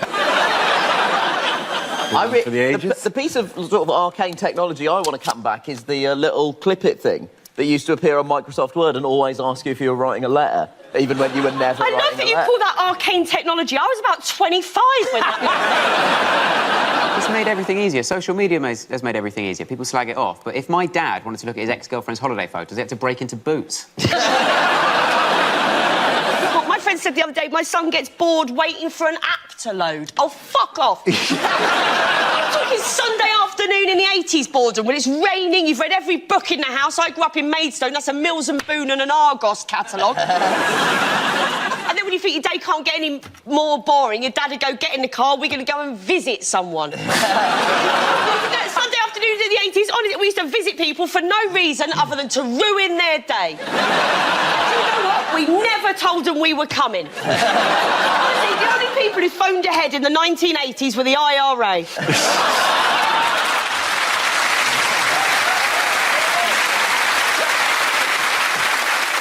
Yeah, that's what it was like. That's what the 1980s were like. There it is. That's how... Are we in there? We've got... Dara. That looks like the photo they would use if you were embroiled in a Me Too scandal. It's like the last photo before you went missing. Oh, God. All right, Jesus. Did I go missing because of the Me Too scandal? All I'm asking is if you've seen my son... Oh, mate. He may just be You could just see the missing persons helpline number. That is masturbated all the vitamins out of his body. That is like one of those old Victorian photographs that prove the supernatural. It looks like a kids' movie where you play the fun vampire. Casper the French. Oh, no, it's the ghost that bullied Casper. I don't know what's happened with this, but I'm not saying the past was more racist, but I appear to have been turned white. Wow,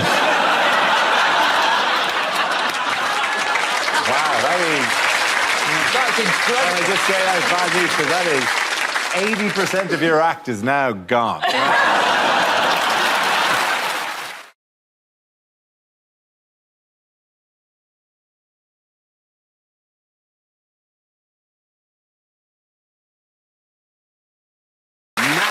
we play a round called Boris Johnson and his Chamber of Secrets. This game involves Tom Allen and Milton Jones. If you could make your way to the performance area, please. This round is a stand-up challenge. I launch the wheel of news, and wherever it chooses to stop, one of our performers must step forward and talk about that subject. OK, here we go. Let's spin the wheel. The first subject is school. Oh, let's come on that. Tom. Hello. I went to quite a rough school. I know.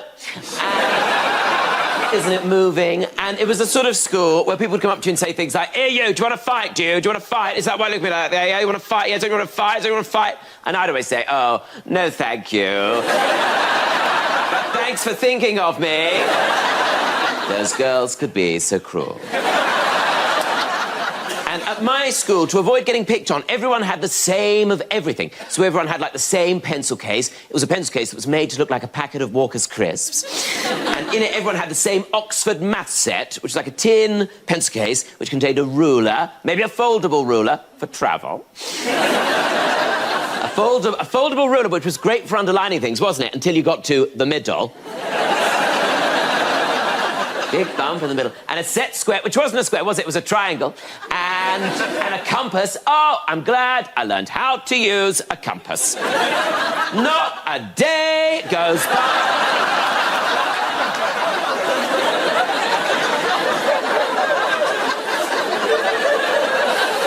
It's a perfect circle. It's got a hole in the middle, but it's a perfect circle. And, like, when do you even get to use that math set? I mean, occasionally you'll get to do proper grown-up maths, or math, as they call it in America, don't they? But we do it more than once.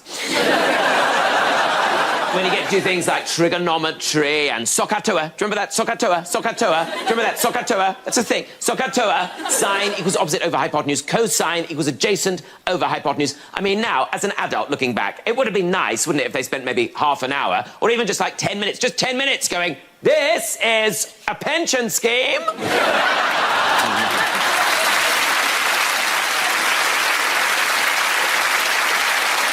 This is how you fill in a tax return. This is how you mend a broken heart. This is how you tell an estate agent to fuck off. Thank you very much, Tom.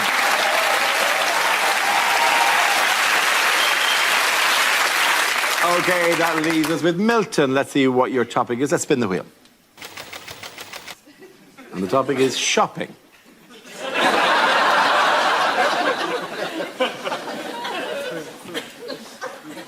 Those reward cards are rubbish, aren't they? Got too many points on one of them, and now I'm not allowed to drive.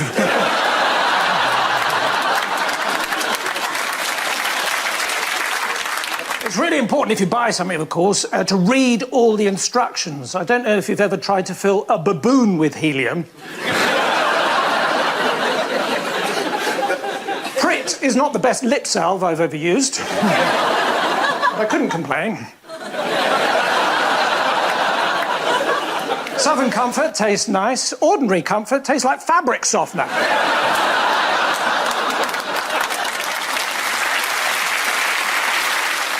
But at least your burps smell of summer meadows. When I was in America, I really got into the culture, so I went into a shop and the guy said, "Have a nice day," and I didn't, so I sued him.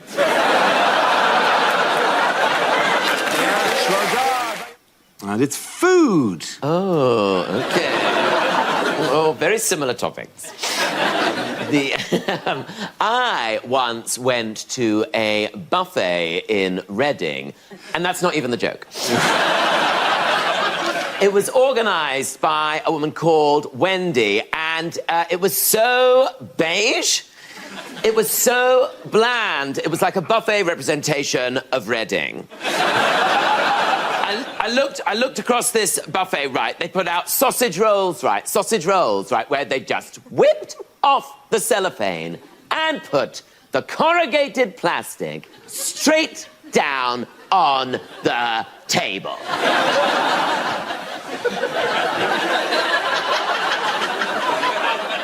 Like we were dogs!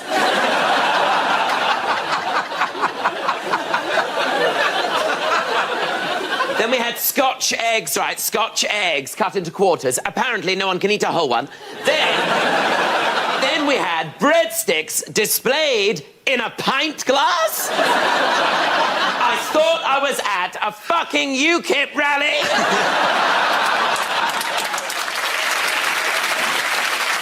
Then she starts putting down cold pizza slices next to wontons. No one's mixed Italian and Chinese cuisine like that since Marco Polo. Then she brought out the quadrant of dips. You know, the 4 dips. The 4 dips of the apocalypse. The white one, the other white one. Then there's a green one, what's that? Guacamole. Then there's a pink one, what's that made of? Sillet bang? Nobody knows. I was just glad to have something made of some sort of colour. Anyway, it was a terrible buffet, but thank you very much, Wendy. The topic is communication.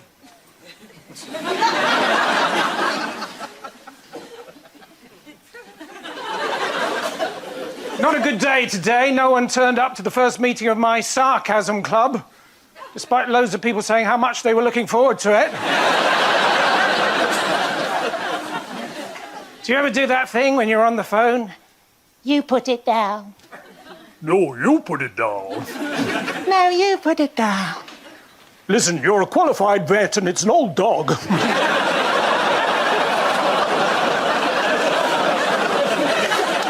Do you know, it was so cold the other day in the city of Chester, when I ordered a taxi, I ended up in Chichester. The only bright point of the journey was seeing a car going the other way with a seatbelt round a kebab.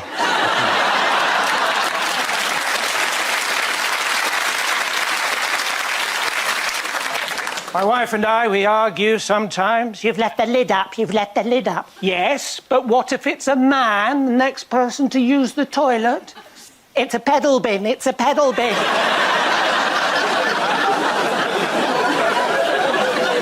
It was her birthday recently. I took her to an orchard in Somerset. We stood for about 20 minutes. Not the Apple Watch she wanted. Thank you very much. Look, the topic is exercise.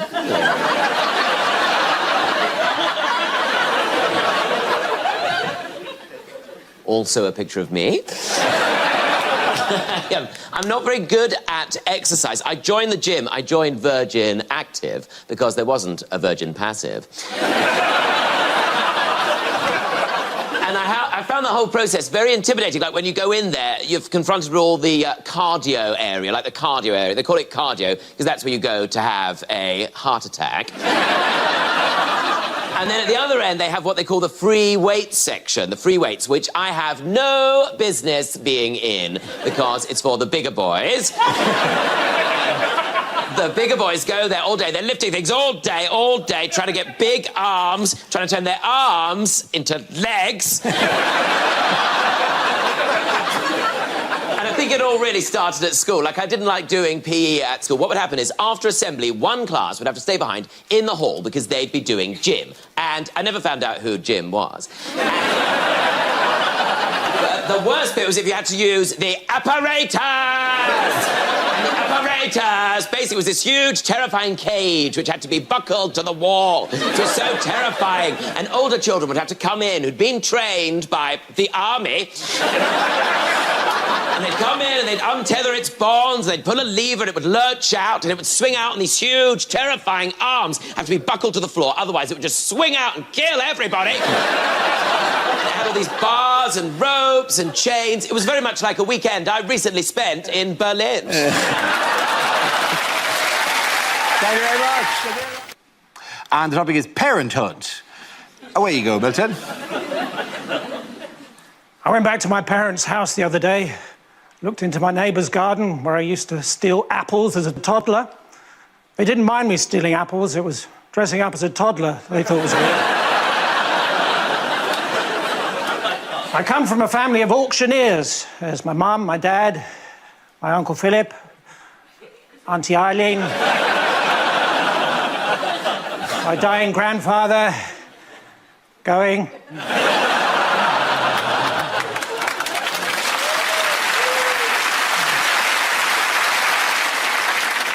I said to my dad, I keep making mistakes. He said, you're talking to the wrong person. I said, oh, no, not again.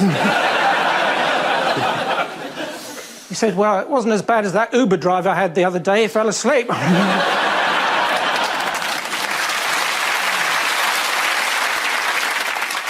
So Calvin Klein's mum has labelled everyone else's pants.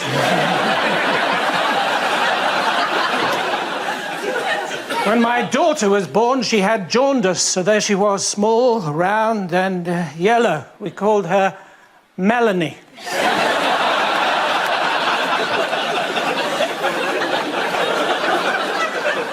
Apparently, I didn't even turn up to one of my own children's christenings, according to one of them, who shall remain nameless. And travel. Travel, OK, fine. Well, I travelled from over there. One of my favourite travel experiences was at secondary school when we went on the school music trip to France. And to get on the school music trip to France, you had to be part of the choir. I was in the choir, and it basically meant you got to hang out with all the other 13-year-old homosexuals who didn't yet realise they were homosexuals and their chatty female friends. And it was a great place to go and learn how to play a show tune on the flute. Not a euphemism. And this was back in the day when it didn't matter where you were going with the school. If you went on any school trip, you had to go by coach. Like, if you go to Australia, you go by coach. This was supposed to be a 5-day trip to France. We spent 2 days on the coach getting there and 2 days getting back. It was basically a day in France. So, on this trip, you really had to make the best of the coach trip. And for me, my favourite bit was when we got to stop off at the French hypermarket. So I thought that would be a great place for me to show off how much better I am than everybody else, because I'd actually been paying attention in French. So I went over to the patisserie and I said to the man there, "Bonjour, je voudrais un croissant, s'il vous plaît." And according to the French classes, the man behind the counter should have responded by saying, "Oui." Il y a un croissant ici, which, when you think about it, is basically the equivalent of someone coming over here and saying, "Hello, I'd like to buy a pasty, please." And then the man behind the counter responding by saying, "Yes!" There is a pasty here. I'm not even mentioning that it's part of a meal deal. So I said, "Bonjour, je voudrais un croissant, s'il vous plaît." And then the man behind the counter responded in normal French by going, blah, blah, blah, blah, blah, blah, blah. I had no idea what he was saying. Blah, blah, blah, blah. I mean, my friend Kevin was no help. The only French he spoke was the French horn, which is a euphemism. I mean, I say they teach us how to speak French. Most of the time, they teach us how to sing it. I mean, I could have stood there and gone, "Quelle est la date de ton anniversaire?"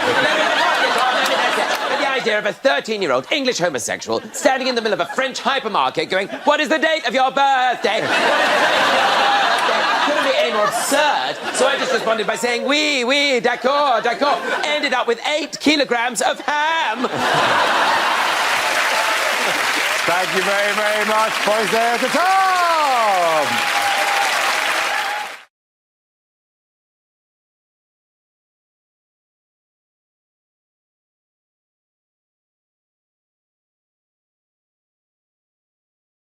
Now we play a round called Your Grexits Are Here, Here and Here.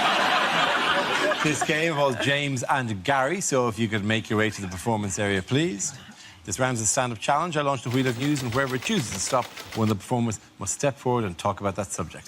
OK, here we go. The first subject is parties. Who wants to go in that? James.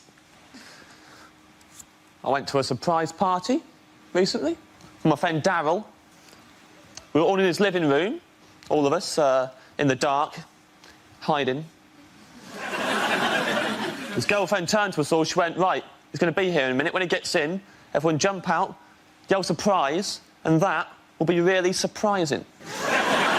I argued it'd be a lot more surprising if instead of making all that commotion, we all just stood there in his living room in the dark, just...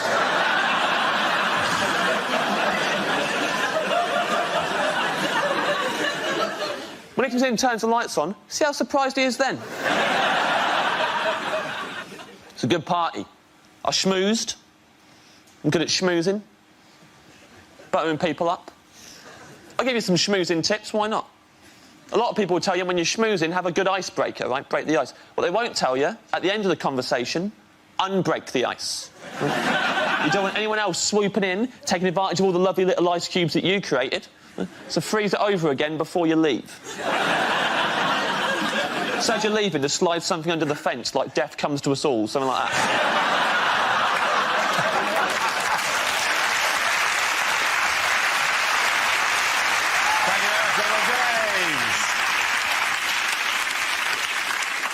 So, Gary's left. Let's see what topic you have, Gary. Let's spin the wheel. And the topic is childhood. I didn't know what to get my little niece for Christmas, so I asked my sister what she's into. And apparently, at the moment, she's mad about frozen stuff, so I got her some oven chips and peas. And they love that. Every Christmas Day, we'd always have pigs in blankets. Or, as you probably call them, relatives sleeping in the spare room. Winnie the Pooh, possibly the most vindictive chapter in Nelson Mandela's autobiography. It was only after I shot the 5th zombie that I started to wonder why they were all carrying bags of sweets and ringing my doorbell. I've been trying to recapture my lost youth. I really must get that cellar door fixed.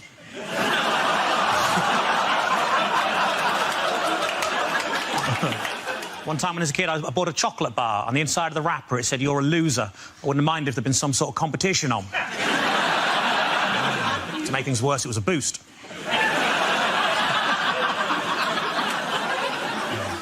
As a family, we couldn't decide whether to have Nana buried or cremated, so in the end, we let her live.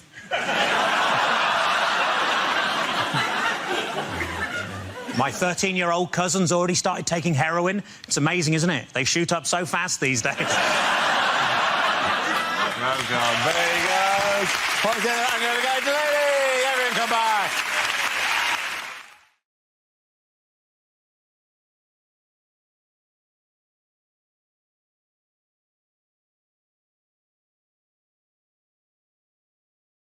The next topic is teaching. Who wants to come in on that?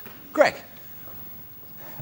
I was a teacher for many, many years, ladies and gentlemen, and I knew the day I had to leave teaching, it was simple because a very clear sign was given to me that I should leave the profession by a child, because a child walked into my lesson 20 minutes late. I was a very strict teacher. I was livid, yeah? I was almost as mad as if that child had been running in the school corridor, right? I thought, I am having this little bastard. I am having this. So I gave him my most ruthless teacher stare when he walked in, something like... Maybe not that sexually aggressive. It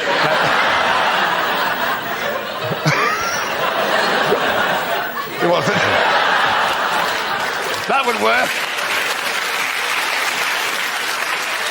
That would work, though, wouldn't it? They wouldn't be late again then, would they? Oh, dear. Where have you been? No, it wasn't right. I was furious. I went, oh, really? Oh, really? And I could see that child didn't give a shit, right? And I thought, oh, no, this is the end of my teaching career. And I went, where have you been? And he went, yeah, sorry, sir. I went, really? Are you? Well, where the hell have you been for 20 minutes? And I promise you, that child looked me in the face and went, yeah, sorry, sir. I've been living la vida loca. What can you say to that? I said, fair enough, sit down. Anyone who quotes Ricky Martin at me, ladies and gentlemen, is a friend for life. Well done, Greg. The answer is cheese, wine and rubbish. What is the question? What 3 words best describe France? What are my ex-girlfriend's pet names for my testicles and penis? With gas bills rising, what advice has one executive at Centrica, the owners of British Gas? Oh, I love this guy. Put on 2 jumpers. Could he be more evil? I think the thing for me is that I don't think there's any way of gauging how hot pensioners should be, because there is no limit to how hot pensioners seem to want to be. Speaking to my granny, I'm pretty sure I could pour a boiling pan of jam in her face. I have walked into there and almost turned into a pillar of salt sometimes. And to be honest with you, if the heat doesn't get you in that woman's flat, then the speakers on the telly will make you mentally ill. Lines you wouldn't hear in a superhero movie. No, R. Kelly, you can't join the Fantastic Four. It's not enough to believe you can fly. Unlikely letters for an agony aunt to receive. Dear Deirdre, can that giant man lift me up like a baby?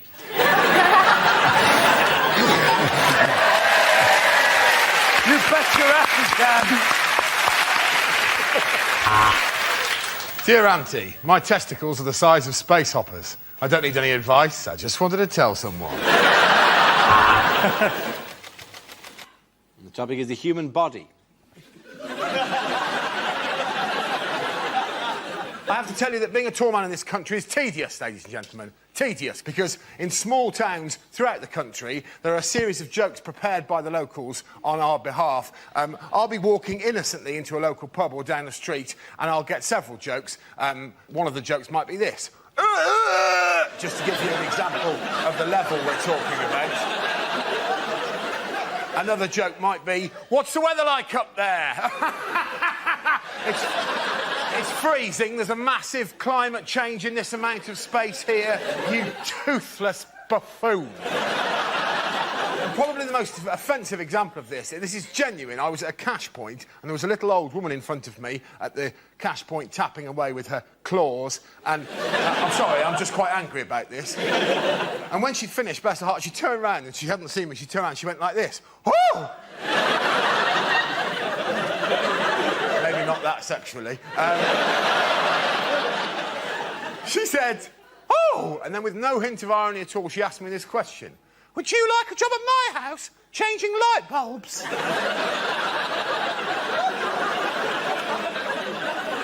No. No, old woman.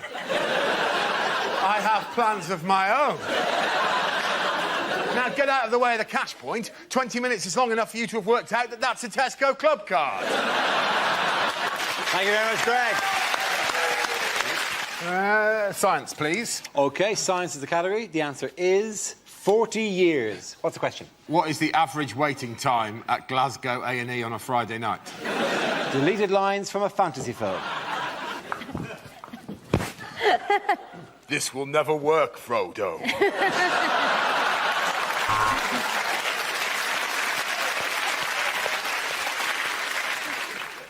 You all right, John? How's it going, all right? Yeah. How's the kids? All right? See you later.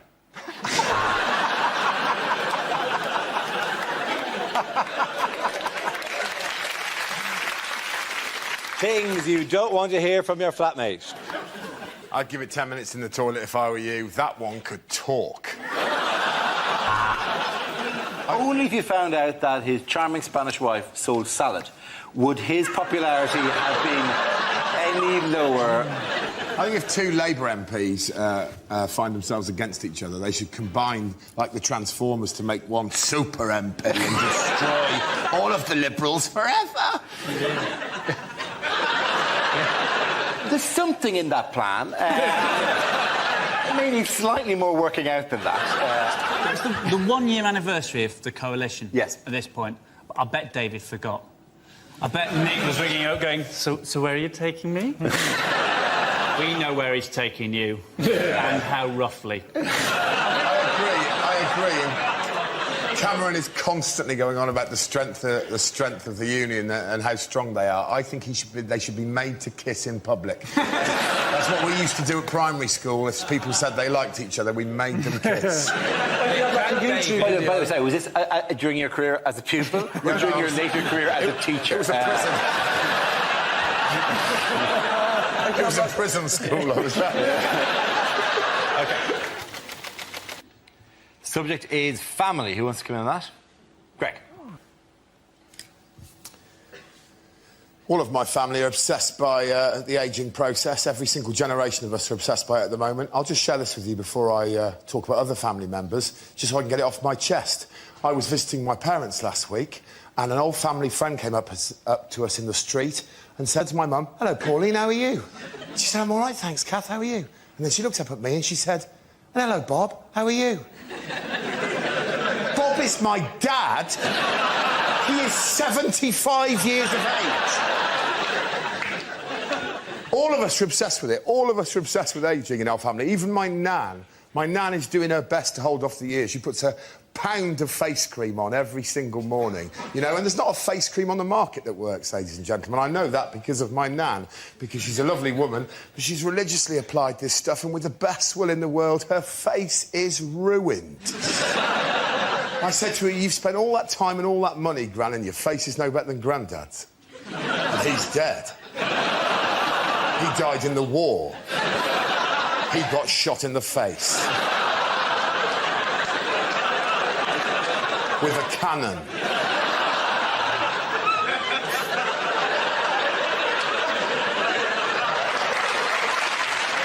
Is it how many doors do a Jehovah's Witness have to knock on before someone lets them in? Is it what rhymes with Schmive-hundred smillion? OK, if that's what we're doing, then can I have the correct answer, please? Is that the end of the round, then? Yeah, that's definitely a sign of either the end of the round or the end of days. Did you see John Prescott's offer to the people who didn't manage to get tickets? John Prescott put a tweet out saying, if you've missed out on tickets to the Olympic Games, the East Hull Olympic Games start today in the park in my constituency, which is kind of like saying, can't afford the opera? Well, there's a tramp at the bottom of my road. Yes, he whistles my way. Greg, why are you following John Prescott on Twitter? Private reasons. What? I had a haircut in Turkey and they set fire to my ear hair. Really? Oh, yeah, but they liked it, but not the entire thing, just they... No, they didn't just... Paraffin all over. Welcome! Thank you for coming to Crazy Omar's Barbershop.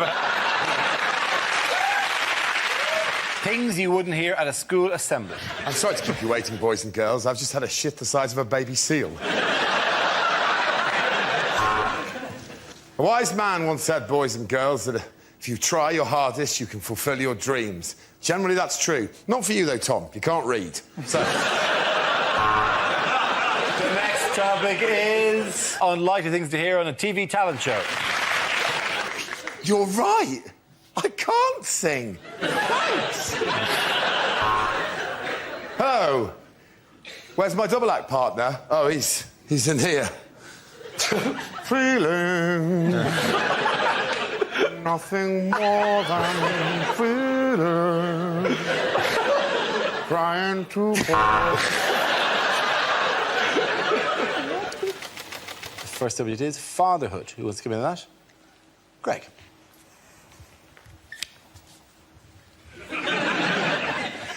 Yeah, my father has taken fatherhood in a very strange direction in the last few years. And it started about 3 years ago at Christmas when he announced to me, and this is a quote, and all of what I'm about to tell you is entirely real. This happened. He said to me, son, I am 72. I said, I'm aware of that. He said, yes. I've decided from now on I shall start behaving exactly as I see fit. And I said, well, I would welcome that. He said, I'm glad you agree, because when you come home for Christmas, you'll discover this year that I am wearing a Christmas outfit. I went, all right then. I got home and true to his word, he was wearing a Christmas outfit. I swear to you, it was one giant pair of white underpants that stretched from his knees to just below his nipples and a novelty Santa hat with a flashing bulb on the end. And he came downstairs, and this is a quote, do you like? I said, I find it a bit challenging. He said, I don't give a shit what you think. And he went off to eat some cheese. This is where it gets weird. I went out that night with some of the people in my hometown. Midnight, anticipating me coming home, my mother tells me he did this. He went upstairs in his banter outfit. He went to my mother's sheet drawer, for she has one. He took out a double white sheet, he placed that over his head, he went out into their garden and he hid in a bush. With a view to giving me, his then 40-year-old son, a bit of a scare.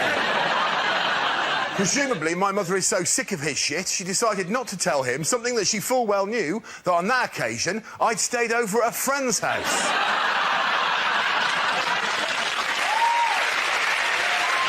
It's not strictly relevant, but I went out with a Greek girl once. I can't imagine how this wouldn't be relevant to discussion of their economy. Did you not have much money, Greg? Yeah. I'm just throwing it in. Unlikely things to hear in a police station. Right, listen up. We've got a new man starting. He's half man, half horse. It's Inspector Morse. Right, listen up. There's a giant fly attacking the station. I've called the SWAT team. Unlikely things to hear in a science documentary. And as the sperm swim towards the eggs, it's hard not to think that I've ruined this fried breakfast. I was in the bank the other day, this is absolute truth, and a man had a shit on the floor. It was the most shocking thing I've ever seen in my life. He just shook it out the That bottom is of his one trousers. hell of a deposit that he has made that.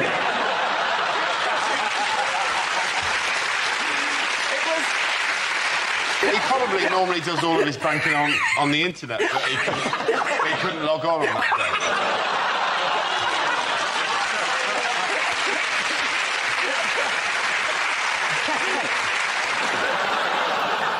day. Is it what Peter Andre says when he's asked what his daily routine is? Our trains, our toilets, and our celebrities. Is it what? High pitched but not Australian anymore. Our trains, our toilets, our celebrities. I went to a voice coach to get rid of my Australian accent, and I can't help thinking she's done something wrong. I've been over in this country for a while, so I sometimes slip into both fucking accents.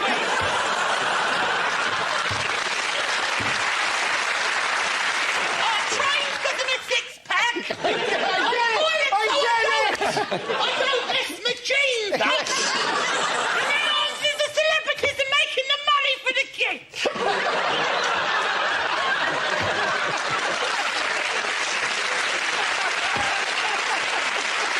I mean, Peter Andre thing.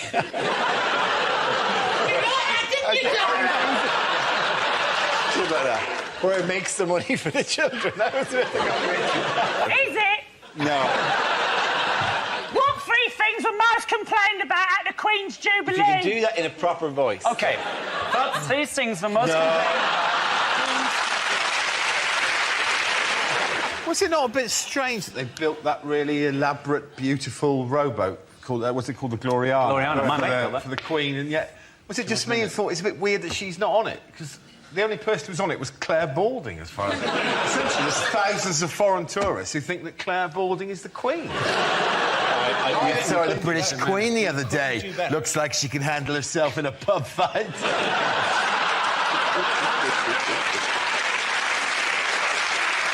Unlikely things to hear at an awards ceremony. And predictably, for the 50th year running, the Rear of the Year has been won by the same man. Come on up, Chris. It's a Chris Rea joke.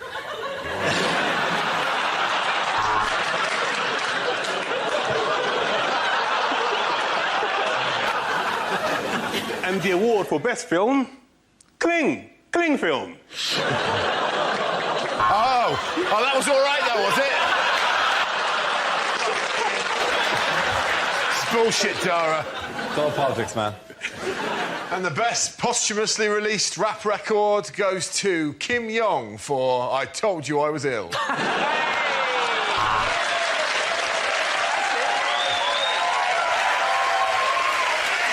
late. Too late. And the winner of Rear of the Year goes to Chris Rea. Okay. Our next topic is unlikely lines from a thriller. I want to make you a vodka martini. You can't handle vermouth.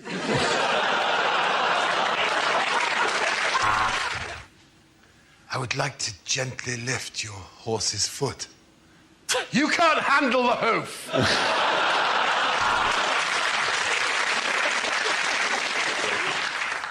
And as his eyes gradually became accustomed to the shadowy darkness, he realised he was not alone in that room. Who is it? It's me, Peter! People People make an awful lot about the pressure that kids are under, and I suppose they are, but speaking as an ex-teacher, when it comes to exam time, there's far worse pressure on the teachers, because you have to spend sometimes 4 or 5 hours in those halls just walking up and down, and it's a recipe for insanity. I had no choice when I was teaching but to invent a game called Campile. It was just to see who could walk up and down the aisle the campest.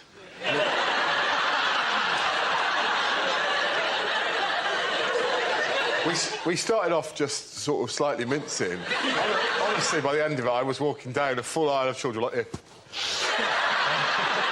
And I knew it was time for me to leave teaching when I got to the end of one aisle. Genuinely, during an actual GCSE, a kid looked up at me and went...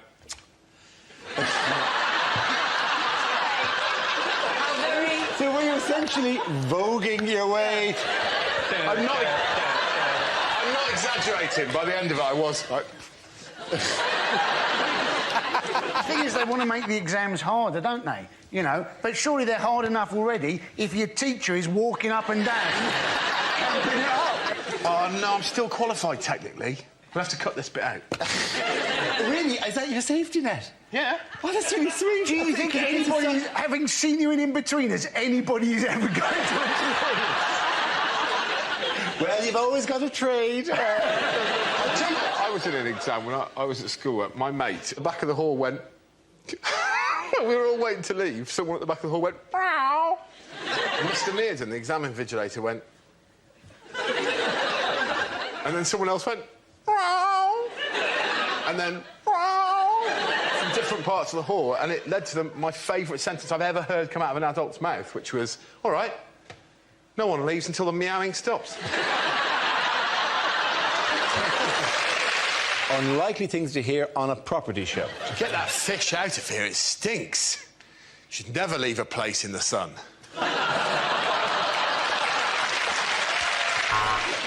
This week on Grand Designs, my gran designs a house. It'll be shit. She's got terrible arthritis and not even a rudimentary qualification. Knock it down, tarmac it, fuck 'em.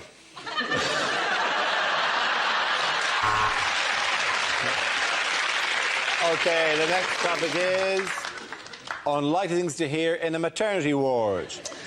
I'd stay up that end and talk to your wife if I were you, Mr Smith. It looks like Alien versus Predator down here. Oh, this isn't your first baby, is it?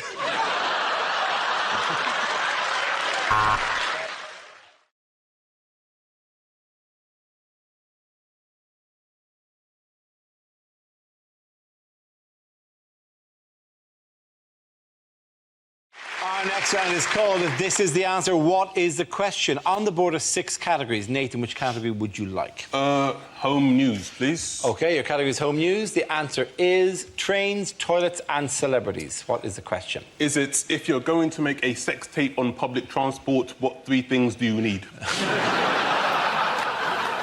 What 3 flavours come through when you're tasting English wine? Is it, according to the coalition agreement, what 3 things do the Lib Dems have responsibility for? Is it, name 3 things I've left my umbrella in? Is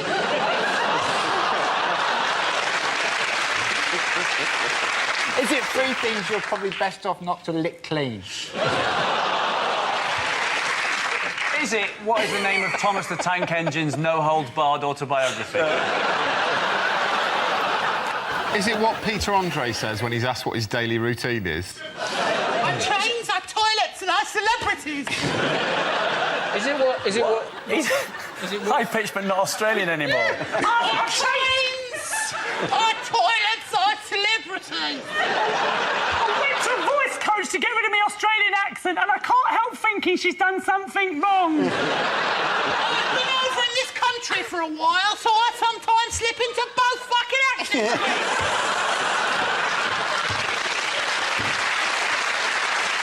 Our trains because of my six-pack. I don't miss my jeans. And the answers the celebrities are making the money for the kids.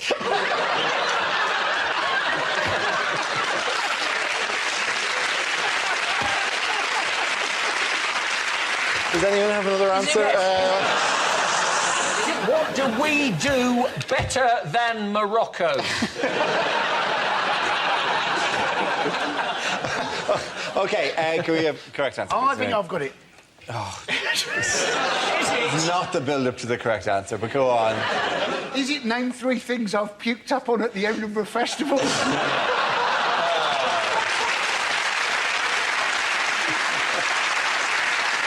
I know the answer, Dara. I'll give you the real answer, Dara. Will you give me the real answer? What are the 3 main talking points on a saga holiday? Is it? Is it 3 things that are full of shit?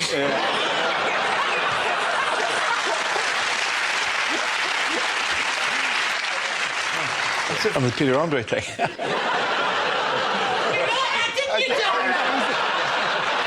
Like that. Where it makes the money for the children. That was it.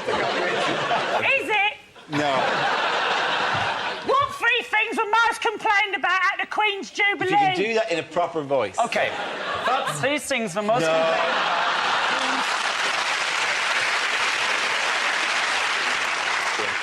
What 3 things were most complained about at the Queen's Jubilee? Very good. Thank you very much, Chris. That's very...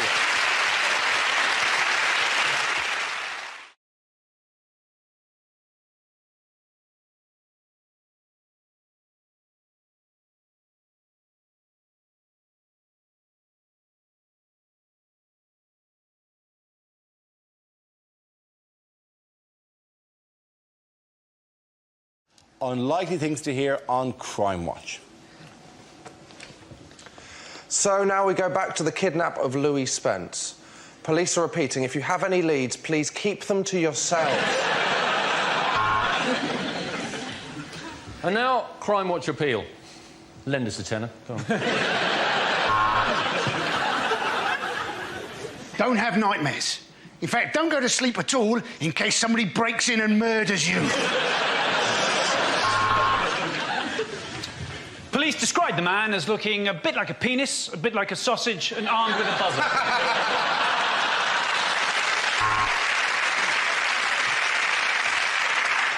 A woman appears to have robbed a dairy farm, making off with a bin bag filled with cottage cheese. Oh no, Kim Kardashian's got leggings on. Do not approach this man. He is a professional counterfeiter.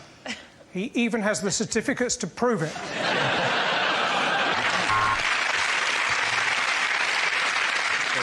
And now a new programme, Spring Crime Watch. This week a badger tracks the bastard who tried to kill it.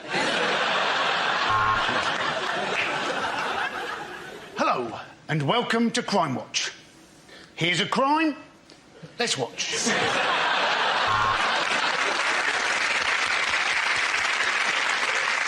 Police say do not approach this man.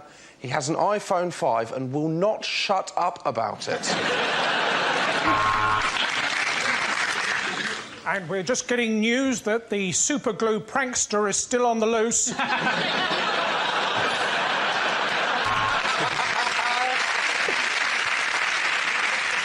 The case was closed in 1974 and police have never reopened it, mainly because they've forgotten the combination. Police have described the man as being about 6 foot tall, curly brown hair, blue shirt, looks a bit gay.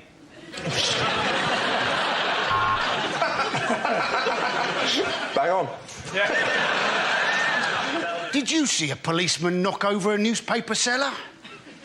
No, you didn't.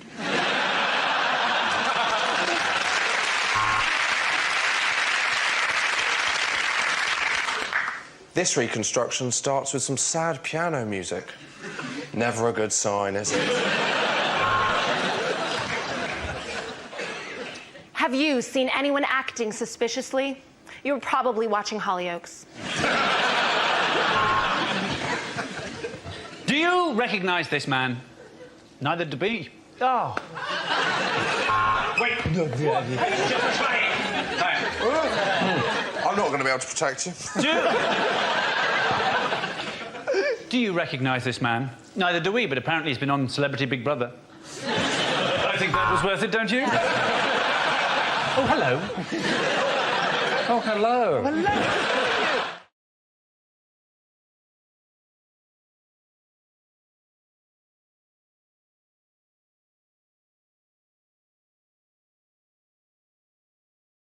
Okay, here we go. Let's spin the wheel.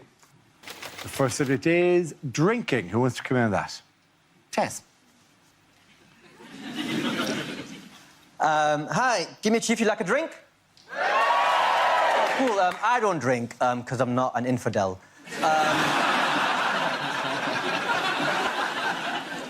But the reason I bring you up is because last summer I got invited to a stag do, and that stag do was in Benidorm. Thing is, the whole time I was in Benidorm, because I genuinely don't drink, I was a bit like, you know that guy who goes through Alton Towers, but he just holds the bags and the coats when everyone else goes on the rides? That's what it felt like for me in Benidorm. But genuinely, I've never touched a single drop of alcohol in my life. And, well, tell a lie. There might have been this one time in Benidorm. So I'm out with the lads. It's a stag do. I'm stagging it, textbook, just having a great time. And I came back to our table, and there's glasses on there filled with clear liquid. I picked up quite innocently what I thought was my lemonade. Took a sip of it, spat it back out, turned out to be vodka and lemonade. And I'd never drunk before, so the vodka, it really burnt my mouth. And I felt awful because I'd just broken one of the major rules in my religion for the very first time. Hashtag a big deal. At that moment, I just took a step back and honestly, genuinely, hand on heart, just really, really wished that I hadn't smoked so much weed before I left the hotel.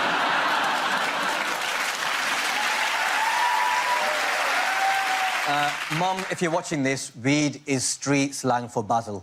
Thank you very much, Ted. OK, that leaves us with Milton. Let's see what your topic is. Let's spin the wheel. And the topic is communication. Where you go? Recently, I've joined up the group Eavesdroppers Anonymous. Not that they know. I wouldn't like to burgle my house. Oh, no. Well, it would be pointless, wouldn't it? Stealing things I already own.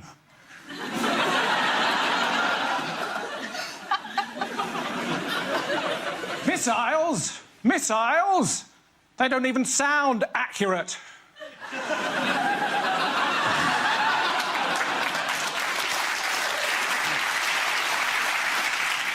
If your name is Andre, don't end your texts with a kiss.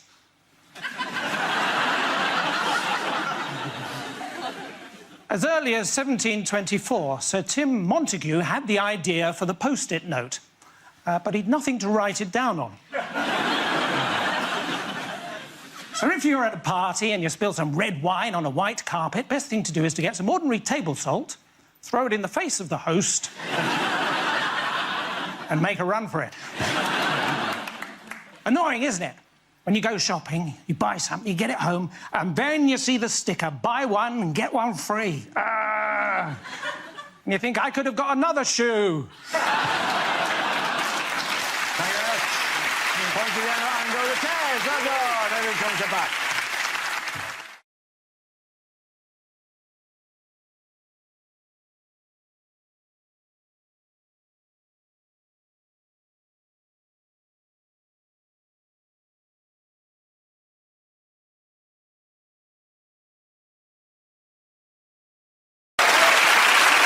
Now, we play a round called The End is Nigel. This game involves Olga Koch and Nigel Ung. If you could make your way to the performance area, please. This round is a stand-up challenge. I launch the wheel of news, and whoever chooses to stop one of our performers will step forward and talk about that subject. OK, here we go. Let's spin the wheel. The first subject is nationality. Who wants to come in on that? I'll take it. Olga. Hell yeah! Hi. Nationality is a very big topic for me because I'm originally from Russia and I need to start every set like that because I know that they're listening. I have a very Russian name. My name is Olga. Olga is the most common name in Russia. It is, of course, Old Slavic for I wish you were a boy. My last name is K-O-C-H. It's meant to be pronounced Koch, but if you're living in an English-speaking country, 8 out of 10 times I am Olga Koch. I ran for student government of my high school under the slogan, I want me some cock.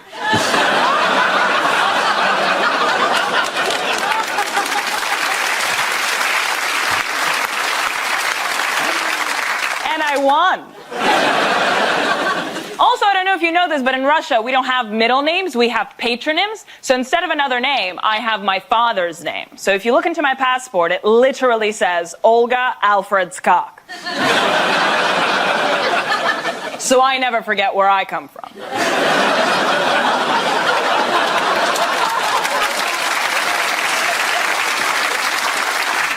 I was born in 1992, shortly after Russia elected its first ever president, which started a very long history of Russian people electing presidents all over the world. Thank you very much.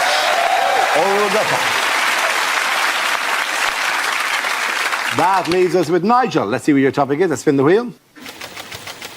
Now, the topic is food and drink. Where you go?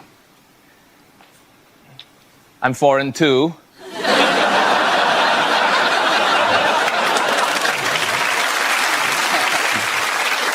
Yeah, I get the immigrants to do it. It's cheaper, you know? I'm from Malaysia originally, and I moved to the UK 4 years ago, mainly for comedy, and so I can drink tap water and not shit myself. Yeah. Favorite part of your country, by the way? Pretty great here, right? Tap water? Yeah. Ironing my shirt today, got a little bit thirsty, just spray some ironing water straight into my mouth. No malaria, nice. When I first moved here, I asked the guy here, like, what's the worst thing you have in your UK tap water? You know what he told me? Lime scale. Well, what the hell is lime scale? Does it give you a headache? Does it make you vomit? He said no, it just makes the inside of your kettle a little bit white.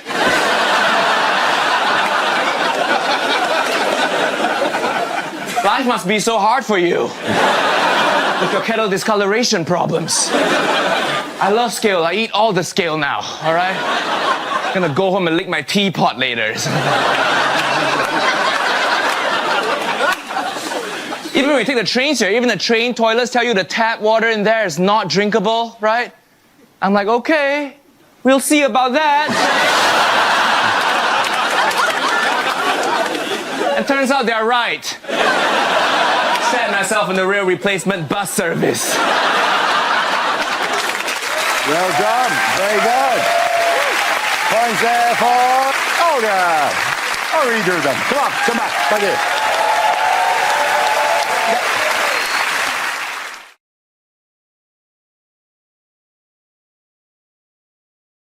By how many seats did the Conservative Party fall short of an overall majority at this year's general election?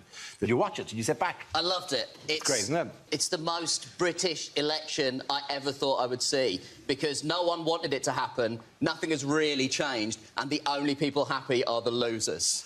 That's great, isn't it? Perfect. It is the most victorious loss that I've seen since the Jamaican bobsleigh team in Cool Running. Yeah. Corbyn kissing his lucky egg? Yeah. Don't you call Diane Abbott an egg? Apologies. So it sort of felt like they campaigned on quite diffuse things, like Labour were talking about, you know, schools and hospitals, and Theresa May kept talking about British values. And the problem is British values mean different things to different people. Like, to some people it means sort of openness, tolerance, and a sense that you should be able to achieve whatever you want regardless of where you're born. And to other people it means white people. Yeah. By the way, thanks, Reece, for coming in, for balancing off the panel, because we haven't had any just openly racist people on. And we do get a lot of criticism for being a bit lefty, you know, liberal and all that. So it's been useful to have you in. It's a pleasure to represent my people. Yeah, but exciting as it unfolded as well. It was pretty sweet, because she called the election because she was just showing off about trying to get the landslide, trying to show how strong she was. It's like watching someone flex their muscles and then straining too hard and immediately shitting themselves. What's the difference between a podium and a plinth? Well, that is... that's a lectern. Yeah, a podium is the thing that you kind of... that stands on, isn't it? Well, a plinth is the thing a statue is on. You can place a podium on a plinth, but you can't place a plinth on a podium. That sounds like a tongue twister. This is the kind of Irish wisdom we can all look forward to.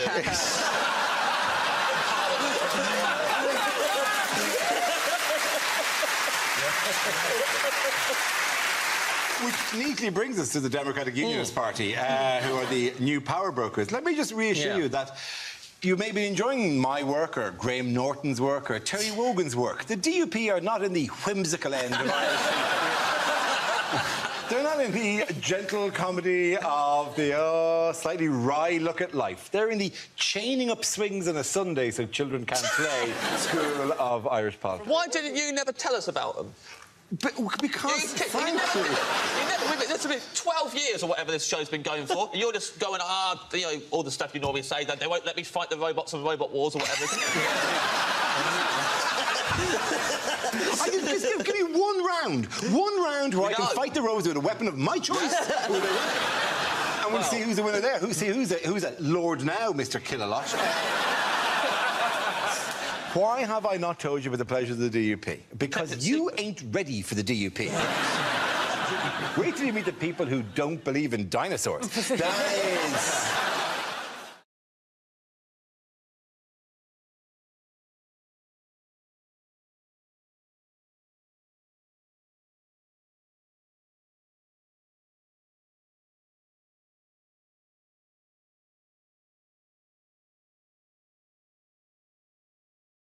First subject is unlikely things for a sports commentator to say. And that's a wonderful sleight of hand from the Welsh fly half. He's picked up the loose ball, he's tucked it back in his shorts, and nobody seems to have noticed. I can see Nico Rosberg's helmet.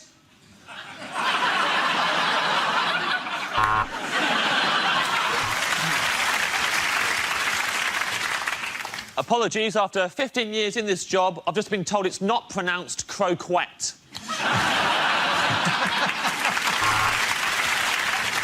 And after that victory, they'll be dancing on the street of Samoa tonight. 100 metres in 4 hours, 26 minutes, and that is meter reading at its very best. Now, Gary Kasparov, he's going to move his pawn. And he's done it just in time. His wife's home, but he's got it under the bed.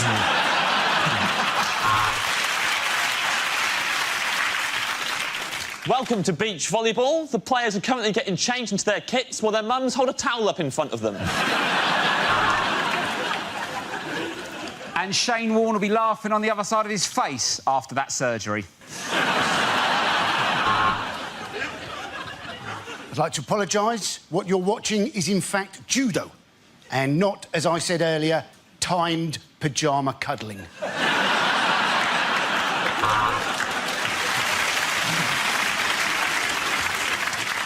Well, this should be relatively easy for Rory McIlroy. Oh, how has he done that? All he had to do was say, get a Santander 1, 2, 3 account. Kasparov toying with his bishop. Oh, no, his wife's home, she's caught him!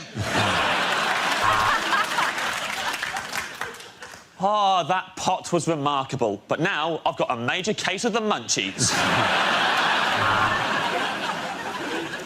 We'd just like to refute the idea that the BBC has lost coverage rights of all good sports. We now cross to a girl playing noughts and crosses against a clown.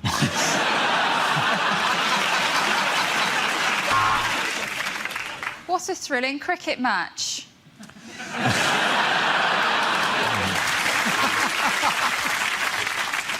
Left hand, big right hand again, big left hand. Why has no one put these gloves in pairs?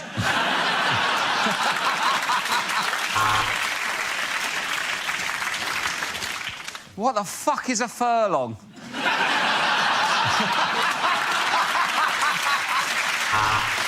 OK.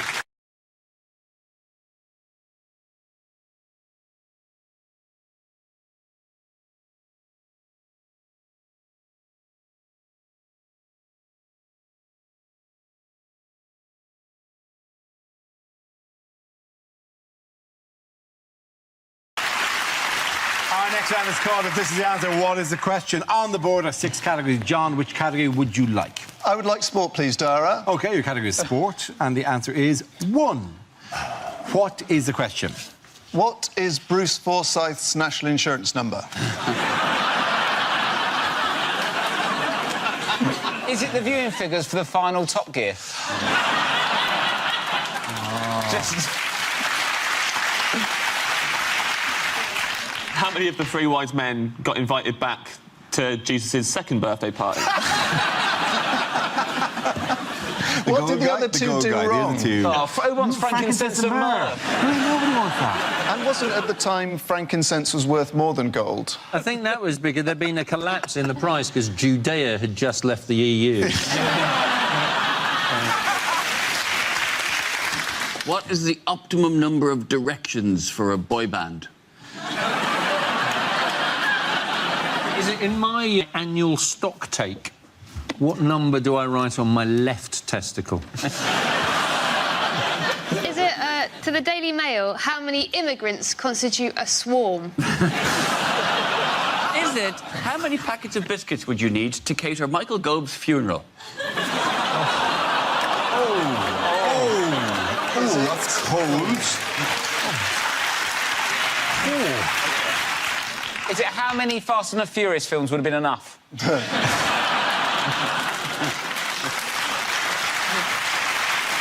Is it? Yeah. How many times have I dropped a bath bomb in a lemonade?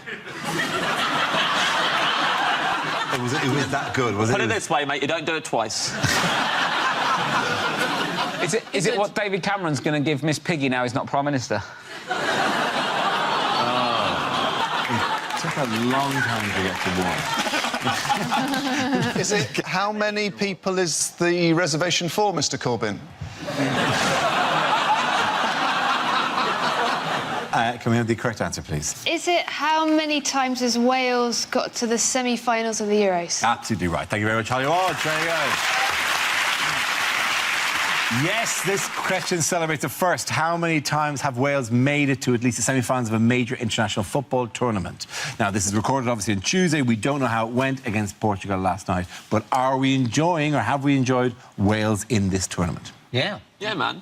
It's the best thing, and it's just wonderful because they embrace it and they love their players. One of which doesn't have a club, which is insane. If they get into the final, he's going to have to miss it because he's got to go home to sign on.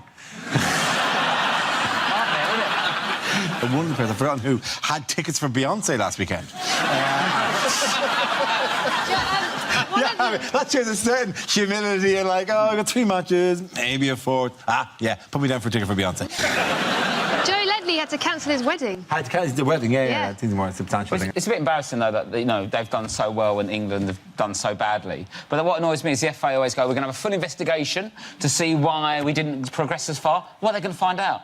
They're going to do an investigation and find out, oh, yeah, works out, the coaches were teaching them rugby. Nightmare. It's a shame, isn't it? Keep an eye on them next time. What have the English fans, how have they been reacting to the Welsh success? Well, this is the weird thing. So the day after they beat Belgium, the most common search, apparently, on Google was Welsh grandmother. Is that right? That was the story, yeah. They're trying to find out if they've got Welsh ancestry, but that's not... If you type Welsh grandmother into Google, it's like you're trying to buy one. It's not... What are you going to find out if you type Welsh grandmother? What's he going to tell you? Google's like if you type Welsh grandmother into Pornhub. If you want to find out if I'm ignoring that, if you want to find out... You're ignoring it, but you're going to try it later. When you say ignoring it, you mean storing it away. This calls for private browsing. Good evening. Yeah, private browsing. Yeah. Yes, sir. It's in the pocket for later. Private browsing. Your country needs you again. Thank you.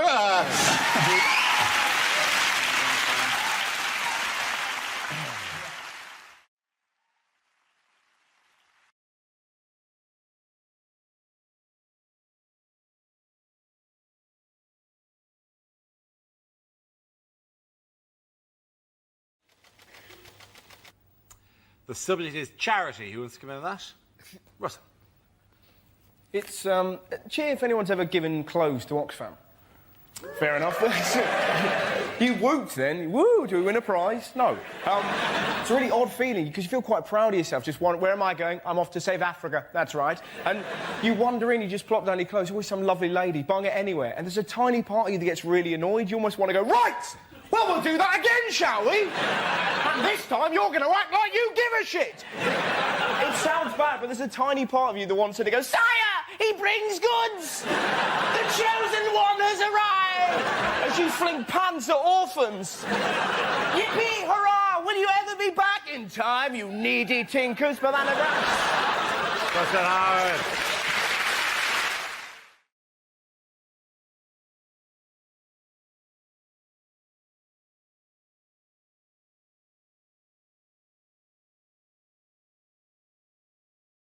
Our next round is called Newsreel. We play in a recent piece of footage featuring people in the news and ask you to suggest what might be being said. This week's clip features the Prince of Wales. Good God, it's Margaret Beckett, isn't it? From the First Labour government. Do you know, I'm beginning to wonder how recent this footage actually is. Oh, lovely, a train in a box. That's odd. Mummy normally gives me a Twix and a lump of organic cheese. Still, never mind. Stick that on eBay. So this will be your driver, Dave. Hello, Dave. I love you. So you drive this, do you? Yes, I bet you've got a tale or two to tell. Yeah, well, actually, it has been hairy a couple of times. I bet it is. Yes. Do you know, I quite fancy doing your job. Yes, and I quite fancy doing your job. Well, that's not going to fucking happen, is it? Can I have a go? No, I'm afraid it's against regulations. Is it? Is it? Now, Dave, think very carefully. Yes, I think that's the right answer. Nobody wants to be force-fed organic biscuits. Anyway, let's have some fun. This is an impression. This is the British economy. It's going backwards. Yes, I will. Don't worry, I understand about trains. Now, tell me, Dave, can this go sideways? It's backwards and forwards. Why don't we just concentrate on driving the train? So just push the lever forward if you could. It's a lever, is it? I thought it was an enormous licorice allsort. What do? Just push it forward, do I? Oh, yes, look, we're going. Well, this is a piece of piste. I'm stealing a living. Yes. Oh, wait a minute. Hang on, my arm's stuck. I think, hang on, Dave, my arm's locked. David, my arm. Dave, I can't stop. My arm's locked. His arm's locked. My arm's locked. I can't. Oh, my God, where are the brakes? Where are the brakes? They're out of control. I can't stop it. Got you there, didn't I, Dave? Well done, you did us.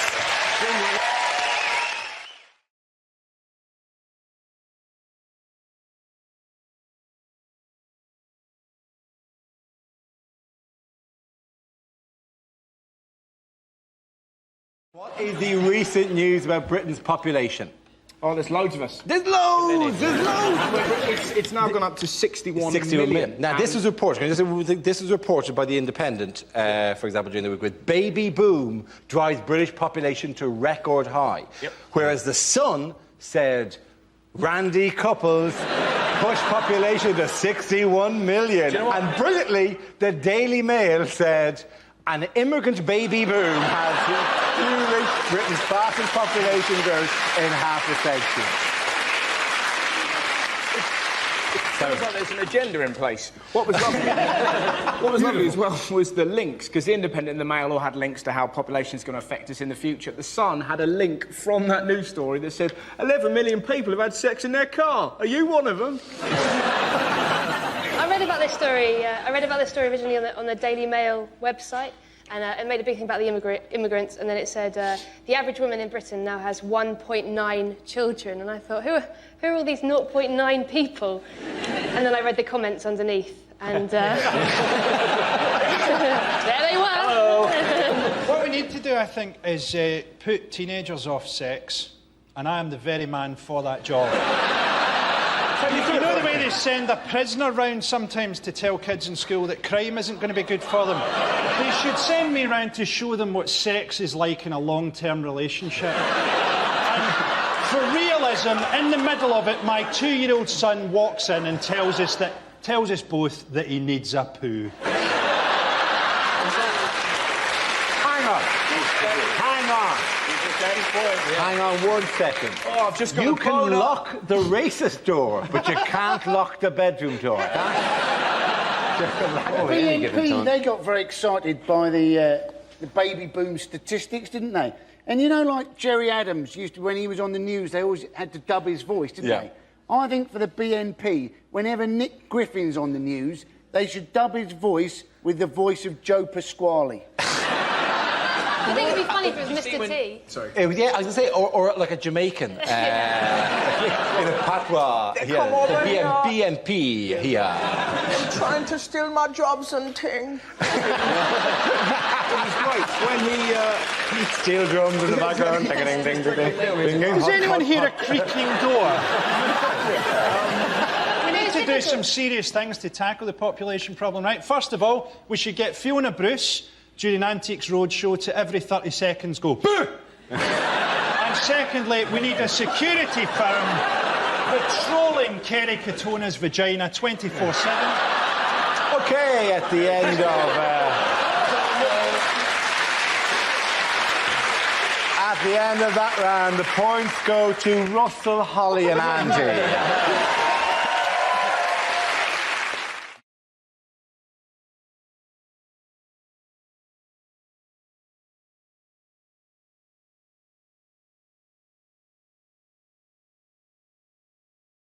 Start with a round called If This Is the Answer, What Is the Question? On the board are 6 categories. Gina, which category would you like? Entertainment news. OK, entertainment news. The answer is 50 nights. What is the question? Is it how long does it take me to successfully build an IKEA wardrobe? Is it if an MP spent 1 night in a hotel, how many nights would he claim for? Is it how much of a start was Stephen Hawking given at this year's London Marathon? Oh, and so it begins! So it begins! The show has been going 10 seconds. How many nights per year does the Queen sneak away to do karaoke? under the alias of Big Mama. Is it how many late shifts would you have to do at B&Q before you came to dismiss life as a grotesque pantomime? Is it dogs often go to fetch help when their master is in trouble? How long would you have to be lying dead before your cat gave a shit?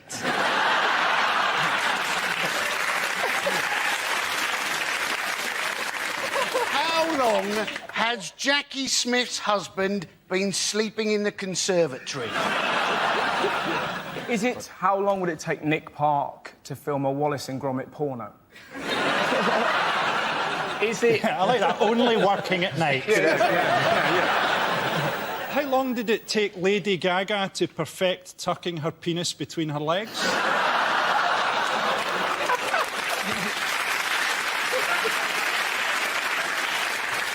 Is it which themed disco evenings have the most restrictive age policy? 50 nights. No? Is it? Is it how long before we get the right answer to this one? I think I've got the right answer. No, don't do that. I haven't done a funny one yet. Stick around, right? Is it generally speaking what separates 51 days?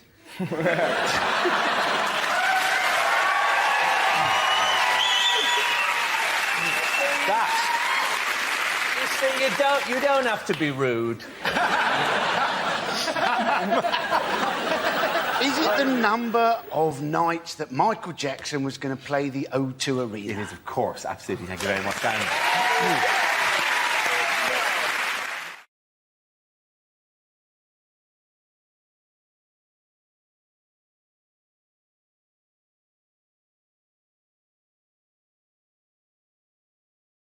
What has the Tory-controlled council in Barnet announced recently? Basically, that Barnet Council have said that they want to try and streamline their services like a budget airline.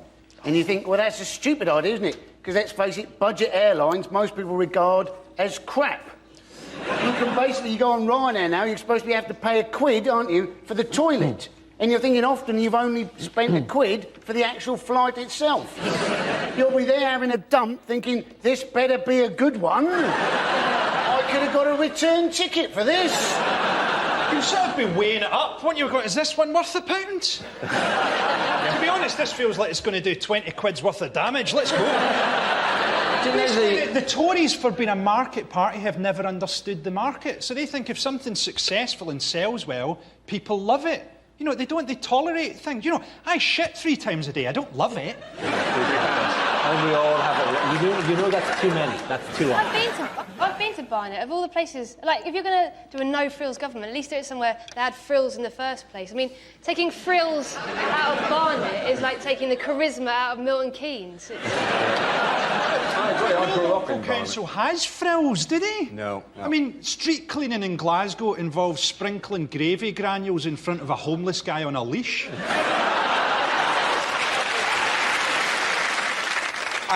Of all weeks, this week where there's been a bank holiday in England would be a very good week, because I would imagine up and down the streets of England there have been millions and millions of bins left out for 24 hours because people forgot, because it was a bank holiday, that the bins would be collected a day later.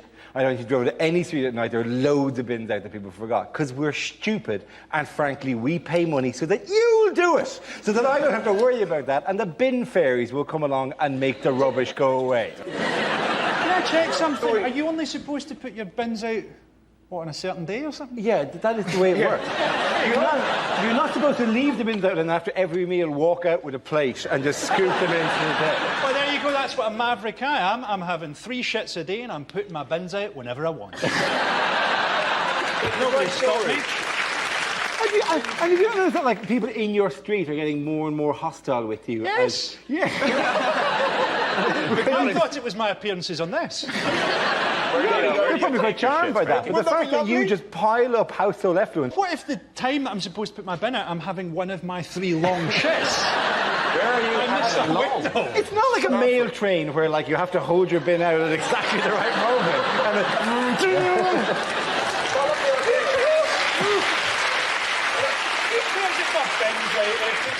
There's nothing in there that's of any use to anybody. It's not the utility of your rubbish. You two, simmer down. Look at this. Every night after we record this show, I have to go and do the fucking bins, right? I go home and not only do I have to do the bins, I have to separate everything I've used into every component part. Hounslow Council have given me... It's just driving me off the wall, right? Do you know about it? They give me a bag. They give me a bag. Every 2 weeks, I have to fill a bag with garden waste. I have to go to parks and collect leaves and put it in the bag.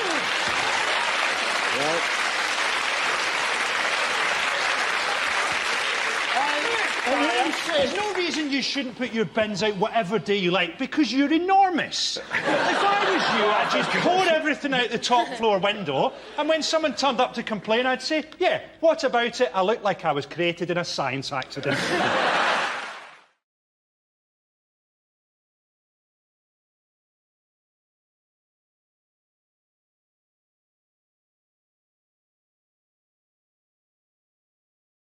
In the wheel. The first subject is exercise. Who wants to come in that? Ed. I ran the London Marathon this year.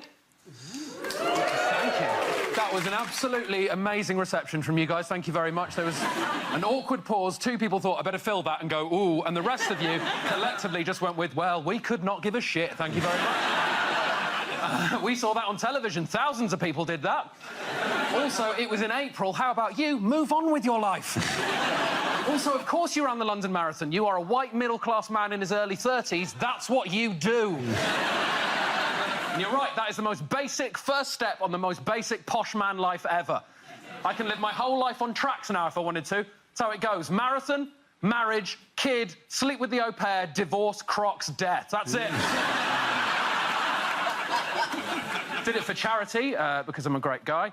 And you sort of have to.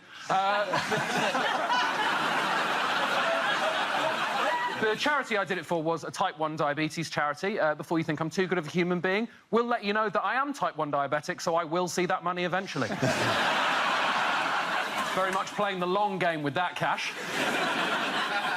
Didn't actually enjoy the marathon, though, for one specific reason. Every few miles, there was groups of people stood there with blue rubber gloves on, with globs of Vaseline on the ends of their fingers, like this. Now, at the time, I had no idea that they were employed by the marathon.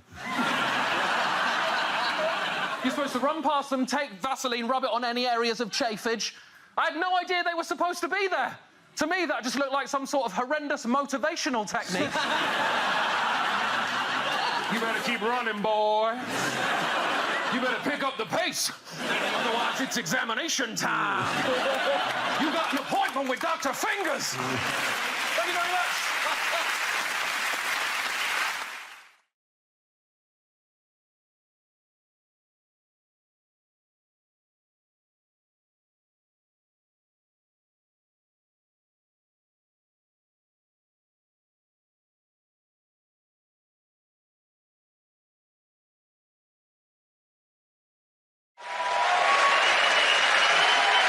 Now we play a round called Thief of Baghdad.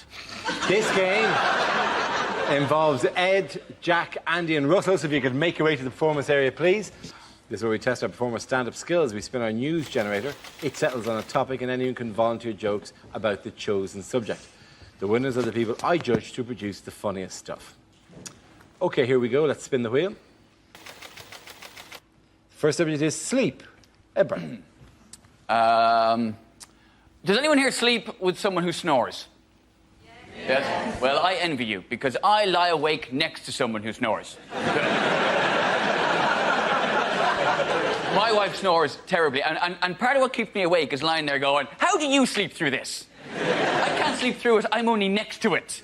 The noise is inside your head. And how come you can sleep through that? But the sound of me making a sandwich in our kitchen, that wakes you up. There is no way me making a sandwich makes more noise than you're making right now. She snores. So she said the cutest thing to me one time, though. She says, do I not sound like a kitten purring? Bless. No. You sound like a cat drowning in porridge. If I had a kitten made that noise, I'd put it down. Apparently she had her nose broken a couple of times when she was a kid. Didn't teach her, she's still bleeding snores. Thank you very much, Ed. OK, let's spin the wheel again. Subject is health. Andy Parsons. With flu jabs now, what they do, don't they, is they put a little bit of flu into you to help you combat the flu.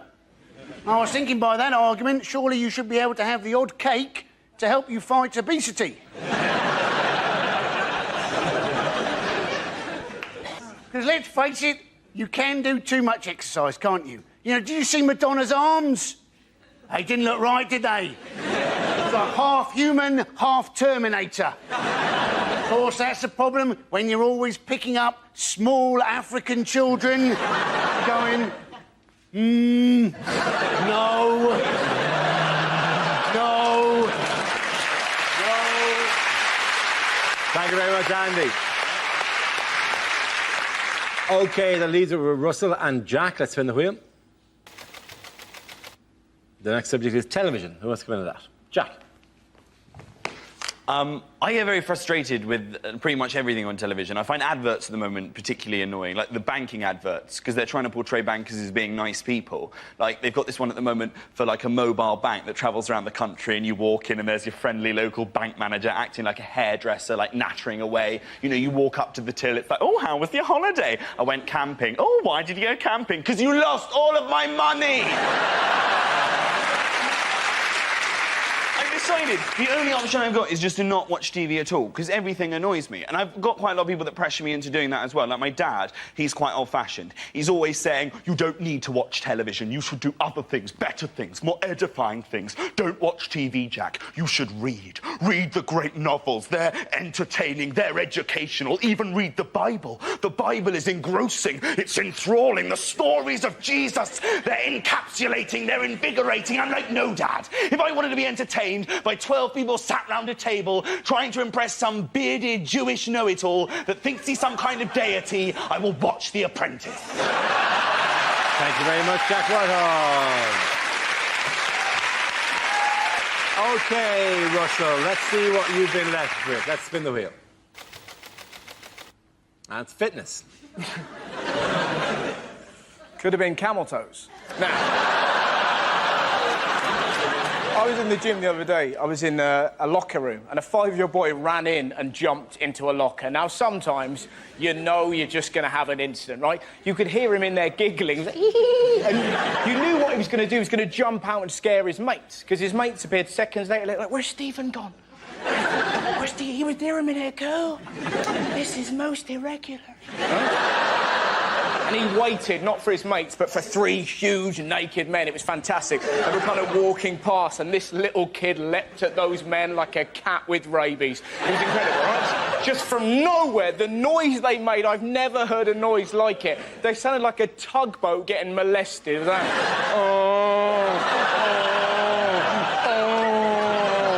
His long-suffering dad is in the showers, obviously heard this and went, that'll be my bloody boy! Ran back, confronted this glowing hellbeast and went, Stephen, what have I told you about acting up in public? And this little kid cut his dad down with one very simple sentence. Dad, your willy's moving? You're just there going, oh, the world is a better place. Thank you very much, Russell. At the end of that round, the points go to Ed and Jack.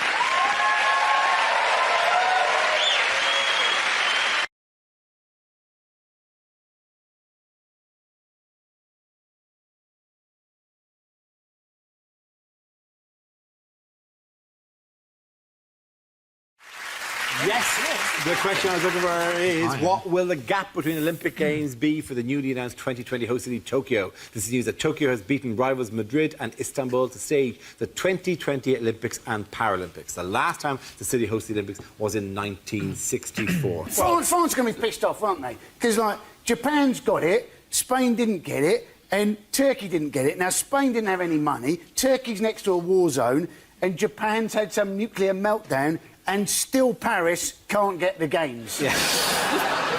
Aren't the 2020 Olympics for people with perfect vision? Harsh for the 2020 Paralympics blind events, if you expect that as well. I think the mascot for the 2020 Tokyo Olympics has got to be Godzilla, hasn't it? I mean, it'd be fantastic. They're all doing the sailing, and then suddenly this mascot looms out of the sea. They'll break world records. They'll never have sailed that quickly. They said, didn't they? They said that Fukushima was no problem because it's... how far away is it? It's 100 miles away. So that gives them lots of time to stop the mutant lizard destroying the opening ceremony. I didn't know Boris Johnson was going. Yeah.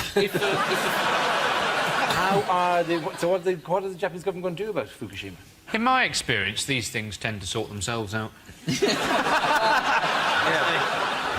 Give it a couple of million years, it'll be fine. This too shall pass. Just about 10 million years. Just hope during the Olympics the rowers don't fall out of their boats, you know, into the radioactive water. Double skulls? Yes, actually. Yeah. Copter fours. I'm with you. The Fukushima is they're going to build an ice wall to trap the water, because the water's dripping out of them. Is it being solved by the X-Men or something?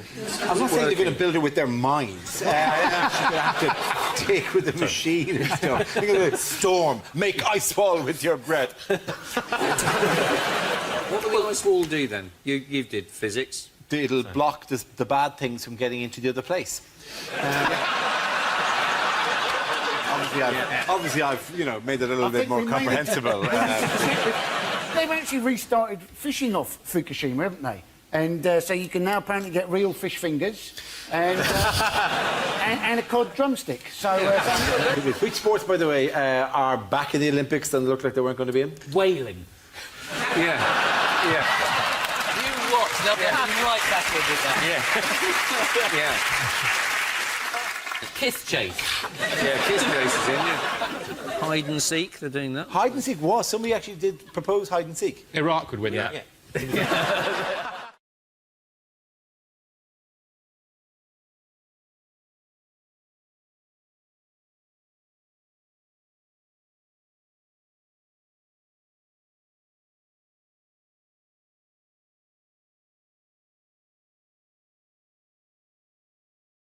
Milton, let's see what you've been left with. Let's spin the wheel.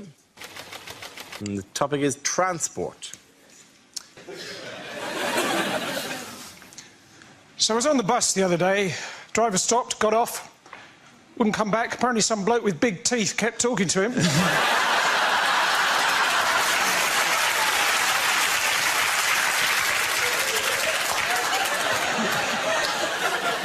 Before that, though, I overheard a mermaid on the bus. She said, I like sitting on the beach, but my other half likes swimming.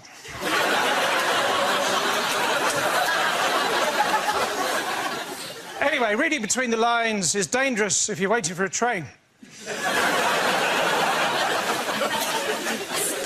Anyway, I did a show in Liverpool recently, and afterwards a bloke came up to me and said, hey, listen, I want to talk. I said, well, just keep practising.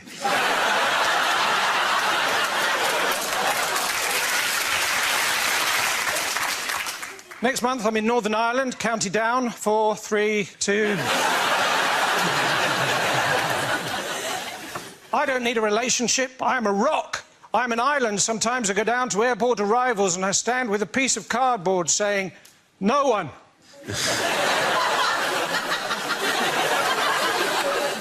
Well, I did that until I had to give a lift to a Mr. Noon.